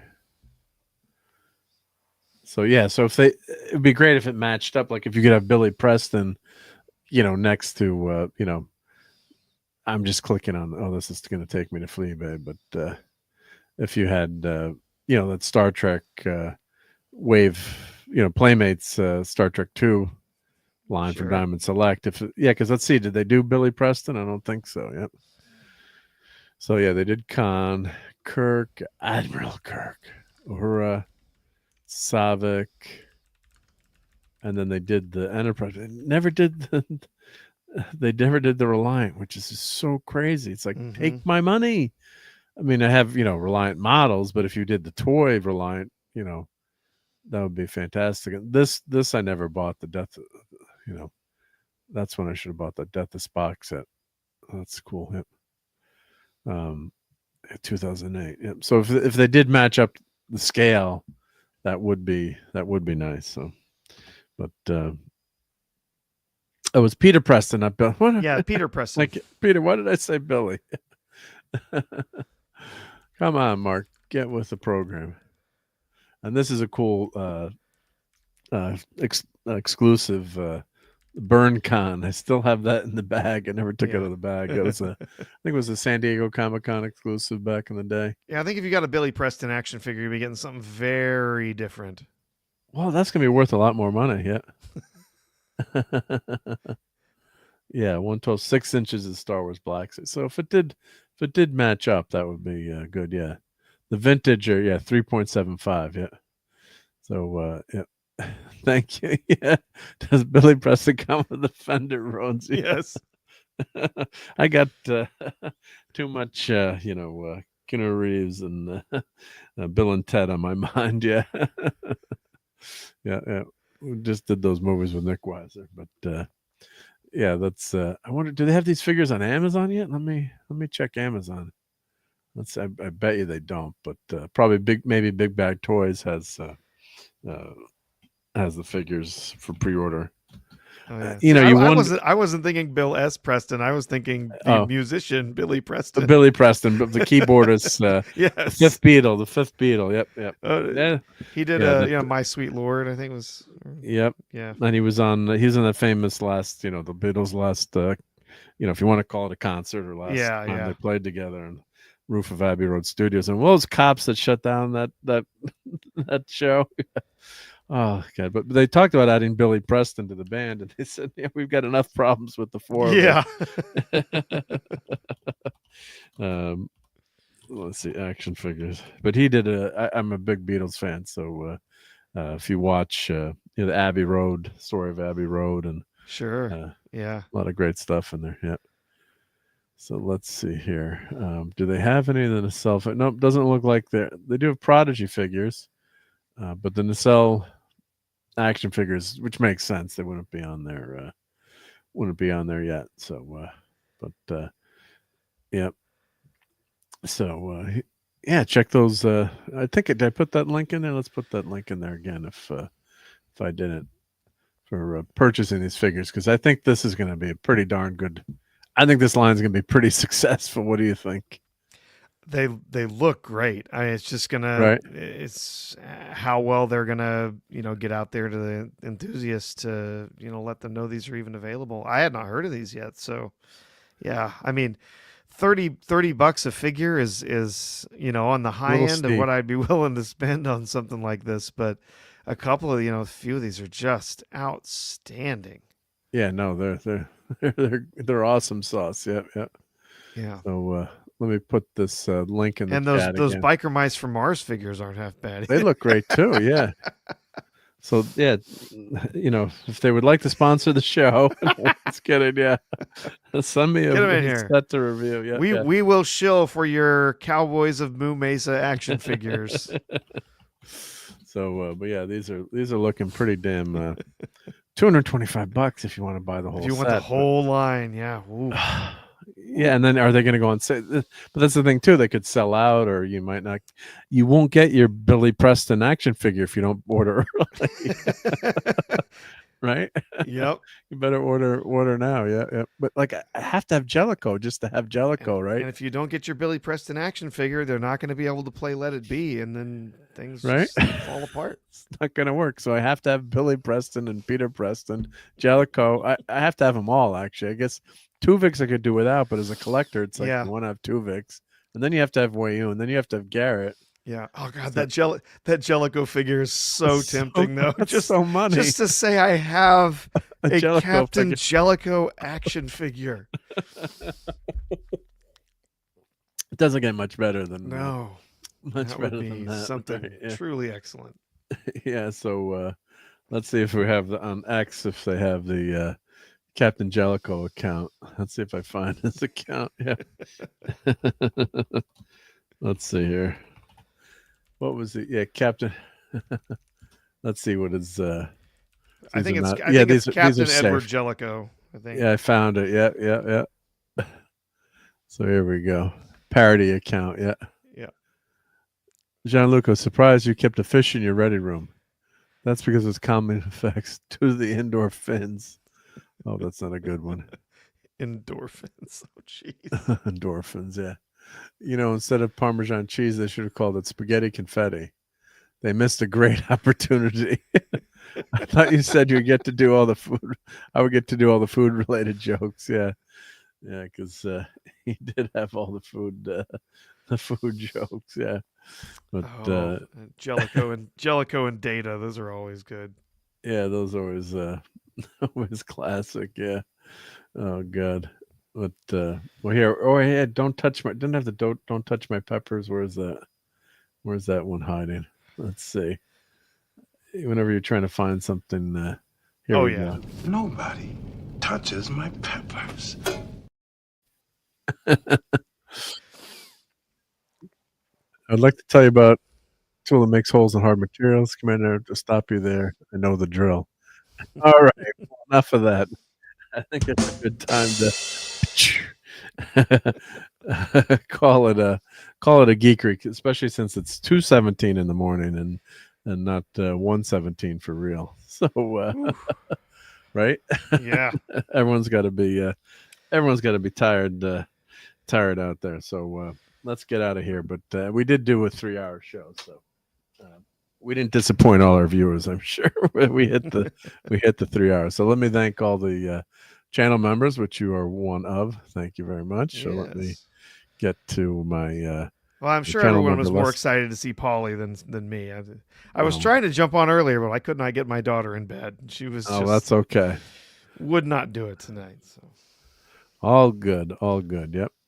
And this always flips whenever I try to read this list. It flips, like it scrolls when I'm trying to show the thank all my channel members, and it flips all over the place. So let me save it as the CSV file, and I can actually read it, because every time I try to read it, it drives me nuts. But let me open that up. Bear with me. And I have been painting Doomsday Machine, so I've been working on. I want to get those out to channel members and the ornaments, and depending on your level, and probably got some other cool Star Trek items I'm working to print. I want to definitely give all these all my channel members a thank you. So let me read our list here. Let me, in no particular order. We'll just go, because I'm not sorting this list. So we've got Brian Hepburn. Thank you, Brian. The great Eric K.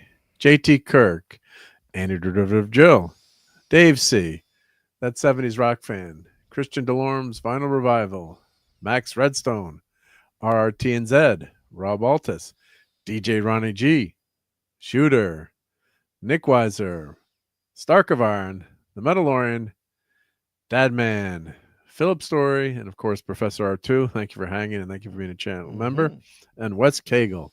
So thank you, much appreciated, helping to keep the lights on around here, helping me do some reviews and things, get some action figures, and pay for the obscenely priced StreamYards these days. So it keeps climbing. It keeps climbing, and the problem is I was going to switch, and I tried using some of the other ones, and it was just so clunky. And you don't want to put on a good show for everyone, and you don't want to make things complicated. And that EV Mux is like, you need Lord engineering degree, which I do have for that some one. of the people that I know that have been using EV Mux, and it's like overkill. Oh, look, it's cheap and it does all these things. You're like, yeah, but you have to be some sort of software engineer to figure out how to get it all to work, right? And the other one that I do like that Nick Yard and 70s used was Stream Deck. What's it called? Stream Deck. It's it used to be by Stream, all these Stream names, but there's a Stream Labs. It was Stream Labs Talk Studio, and they used to be called Melon, which was like the worst name of a streaming software. Melon Labs, and I started using it, and I paid for it, and I was in the trial period, and I did send them an email if they're listening. When you load your clips up, you can't sort them, and I have hundreds of clips. I mean, if you got 10 clips, it's okay, but I use all 10 themes, as you say, and put those in different segments, and I want to drag them to organize them and rename them. So I'm like, I can't use this. It's like it's unusable because I can't find the clips. So I know you guys use Price uses the for Rumble. Just for that show we use the Rumble Studio. But do you use StreamYard at all, or I think he uses it for some other stuff. I've actually used. I do a lot of streaming on my own. I just jump on other people's channels. There's my Bill and Ted print. Oh, there you go. Wild Stallions rule. Yep. There you go. That's a fun print. So it's got a little Wild Stallions. Put that on your door. Nice. So that is. It's funny. Like every time I ask, there's no name on that. It's like, and everyone knows that's Bill and Ted instantly.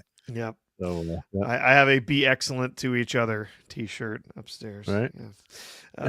Yeah. I mean, I've tried a bunch of them, different people that I know that have been streaming different stuff, and I think that Streamlabs probably will be really good eventually. I think they're putting in the time to really make that a top tier, service. Restream is pretty good. Yeah.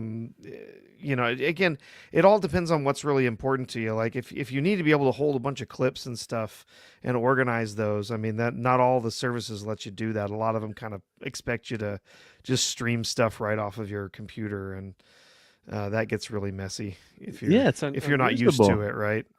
Yeah, because with Nick Weiser, I do the show with him with the stream, the stream. What is it? StreamYard, the melon one. Yeah. Stream Decks, and you Streamlabs. can't organize them, and it's I'm like, why can't you at least drag them in the order you want? So at least if you have all your Star Trek clips together, or your so when are there any other EV Mux I think lets you do it, but I'm not touching that one. But I don't know if Restream lets you do it.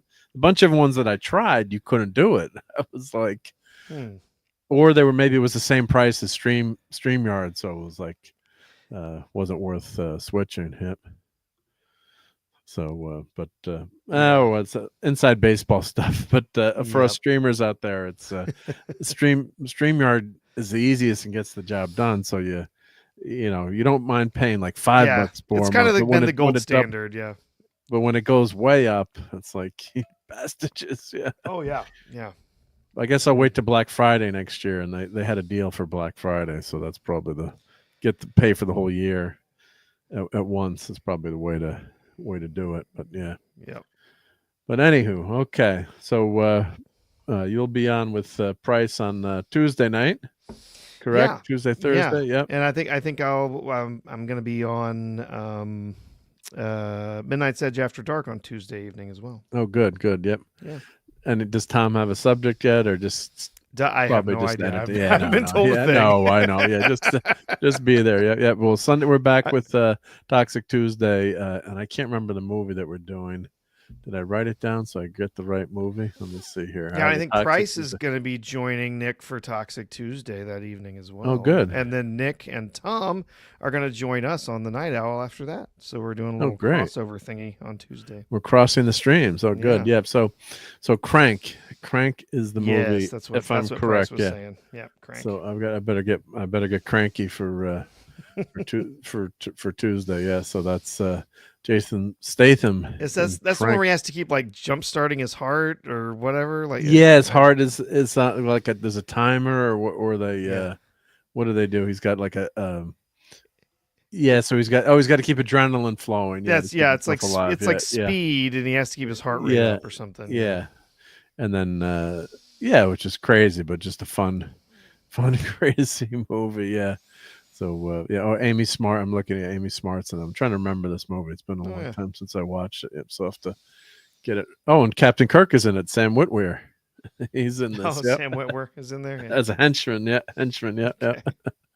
So that should be fun. So everyone check out Nick and Price of Reason. Let me put Price's link in the chat here. Let me grab that. He's got to keep his pulse rate up, says Phantom. Yep. Yeah. He's got to keep the heart rate up. And Yep. All right. So let's thank. I think I got obviously got the channel members. I also want to thank Phantom Outsider, the Dead Man. Thank you so much for your super chat. RobAltis. Thank you, Paulie, for hanging out with us. And Steve Mitchum was here earlier. Let's see. Of course, we had the Stream Elements bot. Oliver Belamonte. Classic Comics was hanging. Mark's 47. Donnie. And we also had Captain Affinity, the Limey Wimey was here. Thank you, Affinity, for hanging out with us. I think I said Rob. Lenrod was here. Geoff was here. Brian Hepburn. Thank you, Brian. Lenrod, I said. Let's see. We had a lot of chat was rocking tonight. Thank you, everyone. Let's see. Who am I missing? I got Affinity. Oh, Sashi was also here. Thank you, Sashi. And I think who was that? TZ Burton, of course. I don't want to forget TZ Burton was here. And I think, of course, JT Kirk and Lemon Pie. Shifty Gizm was here. Thank you, Shifty, for hanging out with us. And of course, there's Paulie in the chat. I'm scrolling the chat back. Yep. Let's see here. Broga was here. And we had a Rumble chat too. I think this is my first Rumble chat. Jeff Pearson was here. And there's Manny's daddy in the chat again. Fallout Dave was here. Muhammad Saeed was here. Daniel Barry was here. Oh, Gap After Dark. And Tim, always as always, in the first in the chat. Thank you. Thank you, Tim, for being here. And Eric K is here. I used to date a girl who looked like Amy Smart. Should have kept her. Well, yes, you should have. Yep. She looked like Might have Amy been, Smart. Yeah. That wasn't so smart, Eric. But God bless Eric K. Thank you for being here, Eric. And Lenrod, good show. Well, that's what we want to hear. Yeah, it's just you guys could be watching a lot of other things. So appreciate you continuing to spend your Sunday nights with us and hang out with us as we get to geek out and be nerds and have fun here and try to enable you to spend money. So, we're no reruns of Blake 7, but we try. Yeah, we try. Oh, I did get Blake 7 season 1. So did you get the Blu-ray? Fantastic. I got the Blu-ray. Yep. What do you think of the redone special effects? It's embarrassing to say that I'm saving watching that for a watch party. Okay. So I haven't even cracked it open yet, which I've seen some of the effects and they look good. But the one thing I know that I was reading, and people in the chat were telling me that it was filmed on videotape. Unfortunately, it was. Which is so disappointing to learn, because if it was done on film, they could, do a 4K scan of it or a Blu-ray scan. But if it was filmed, never touched film, right? It was a cheap show, so it was always on video. Mm-hmm. So they can only do maybe computer. Did they try to do any computer AI upscaling on that? I think they did, and actually, I think it's done pretty well. If you're taking an original, 480 or what, what's the standard? It's 480. Well, the standard for the UK is different. PAL's a little better. 5, yeah, it's a something little better. A little bit higher resolution. If you're taking that and you're just going up to 1080, your upscaling can look pretty good. It's when you're trying to take really low resolution stuff and make it 4K that it starts to just really get bad. Yeah. So do they say? Yeah. So I guess they. But honestly, I think it looks really good. It really is. Good, It's cleaned up and it looks nice. And I don't know. I mean, make up your mind on the redone, updated special effects. But honestly, I think just the original, kind of like watching TOS. You can flip. You can pick the your original choice, effects kind of just go with everything else, right? It's just they go mesh together. Yeah, it just goes together. You actually have to. The thing I realized is you actually have to select the new effects. You have to tell it, play it with the new effects. Oh, it doesn't default to that. Yeah, it doesn't default to it, which honestly I think is fine. But at first I was watching it going, these don't look that updated. Oh, so you had to flip. Oh, wait, never mind. Did they did the same thing as a TOS where they didn't add any time, I guess, to the episode, right? They didn't expand, like they kept the time frame exactly the same. As far as I can tell. They didn't actually like expand the episode or stretch out. The only one I wish anything. they had done that for was the Doomsday Machine. Yeah, I'd like give us more Doomsday Machine. Yeah, but with the special features in here, So here I did just. I know we never get out of here. We have too much fun, but I did just pop this open, just. So let's see here. Yeah. So here was the inside. I'll do an unboxing, but So you've got quite a few discs in here. Okay, so you got your nice, your nice little booklet, and let's see, a lot of discs in here. 1, 2. Yeah, they're only doing 3, a couple 4. episodes per disc, so they're not, they're sticking with. Oh, They're frog in my sticking throat with there. Yep, sticking with just a dual frog. layer Blu-ray, I think, so that you're less complicated discs. They're cheaper to make. Oh, they're cheaper to make. Oh, so instead of doing the double-sided, they do that. Well, when they I think they can do up to 4 layers. I think on the Blu-rays. I can't remember. So these have 3 episodes, 2 episodes, 2 to 3 episodes a piece. Yeah. Yeah. So I'll just rip these to my PC anyway. So yep. Then I can. Yeah, the web, not a good episode. And then of course the special features is a separate disc, or is that on each disc they have special features? Let's see. I think there's a few special features stretched out across some different discs. I think there's there's not a bunch of them on one, and then some others. There's some others scattered around, I think. Yeah, it doesn't look like there's a dedicated. But sometimes they do like a dedicated special features. The first disc has a bunch of them on it, and then there's a handful of ones spread out through. Here we go. Yep. Let me read this. Yep. Yeah, because I'm not going to do an unboxing. I never did. Let's see. Can I read this? Special features, updated effects. Okay. So it looks like you said, updated effects, audio commentary. Oh, great. Yeah, that's the one. The audio commentary. PDF for an archive. Yeah, so the first one looks like you said has the most. So Sally Kinnett and conversation. Yeah, so some of these we might have seen before. Some of the stuff is new. Audio commentary, Seed and Grief tribute. Okay, so they're mixed across the disc. So that's actually nice. Yeah. And then disc 6 at Making a Blake 7, unreleased documentary originally slated for release in the 9th. That's the one I'm looking forward to watching. Yep. And the new effects, come on, they did what they could with the money, but the effects, the ship effects, they're not going to change the costume effects, but the ship effects were pretty bad in Blake 7. I mean, it was just they were pretty rough. Yeah, they had no money. It's not picking on they did what they could with the budget, but there was just no money there. So my biggest worry is that this is going to be one of those situations where they make like a couple of seasons and then they don't come back and do what I mean? Like they leave it unfinished. I would be so angry. They better finish. They got to finish it. They got to finish it. Yeah. They have to. They have to do it all. Yeah, they can't. Yeah. And Deadman likes a TOS FX read. I do like it, and they give you the choice, and I do. Yeah, I do. Yeah. I do usually do that. Yeah. The way I've got those ripped onto my Plex server is it defaults to the new effects because my kids, I'm trying to watch it with my kids and watching the old effects with them. They're kind of like, ugh, tough, So it defaults to the version with there, but I've got the version without the effects on there too. If I feel like I want to go back and watch the original. Because actually, one of the DVD release, they did do a new opening that you could see with new effects. Yeah, it wasn't. It wasn't. They didn't do the whole show, but they had a new opening just to show the potential. And the TOS effects I kind of like because it's not perfect CGI. It's kind of like looks like pretend they had CGI in the 60s but not. Sure. Yeah, they make the planets look more like planets instead of just glowing balls. And stuff like that. So I like those.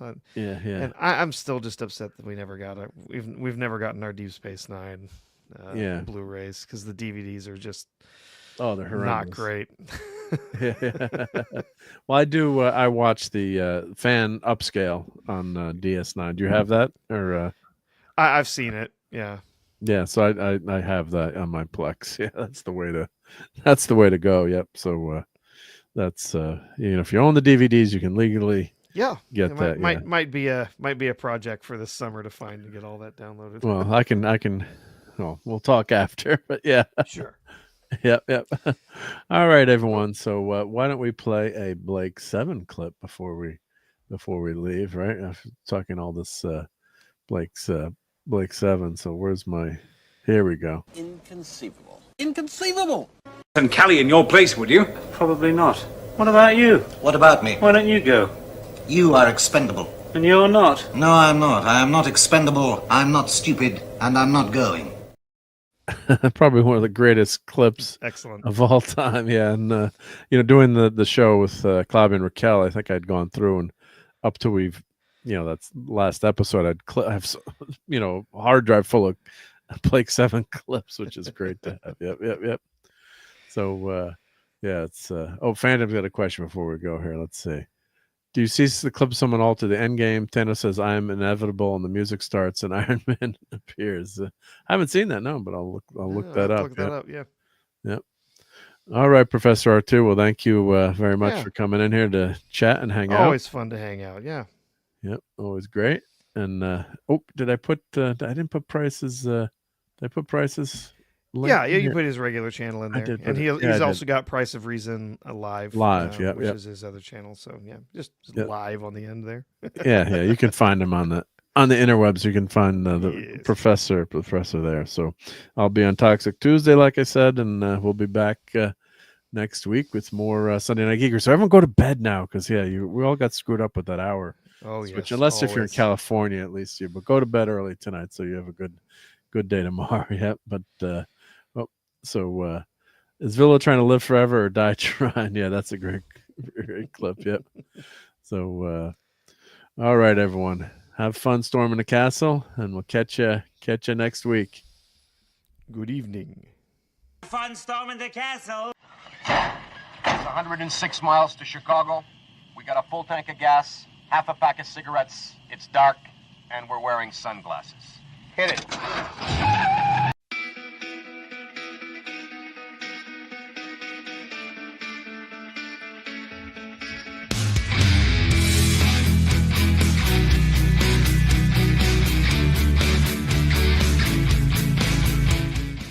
You're still here? It's over. Go home.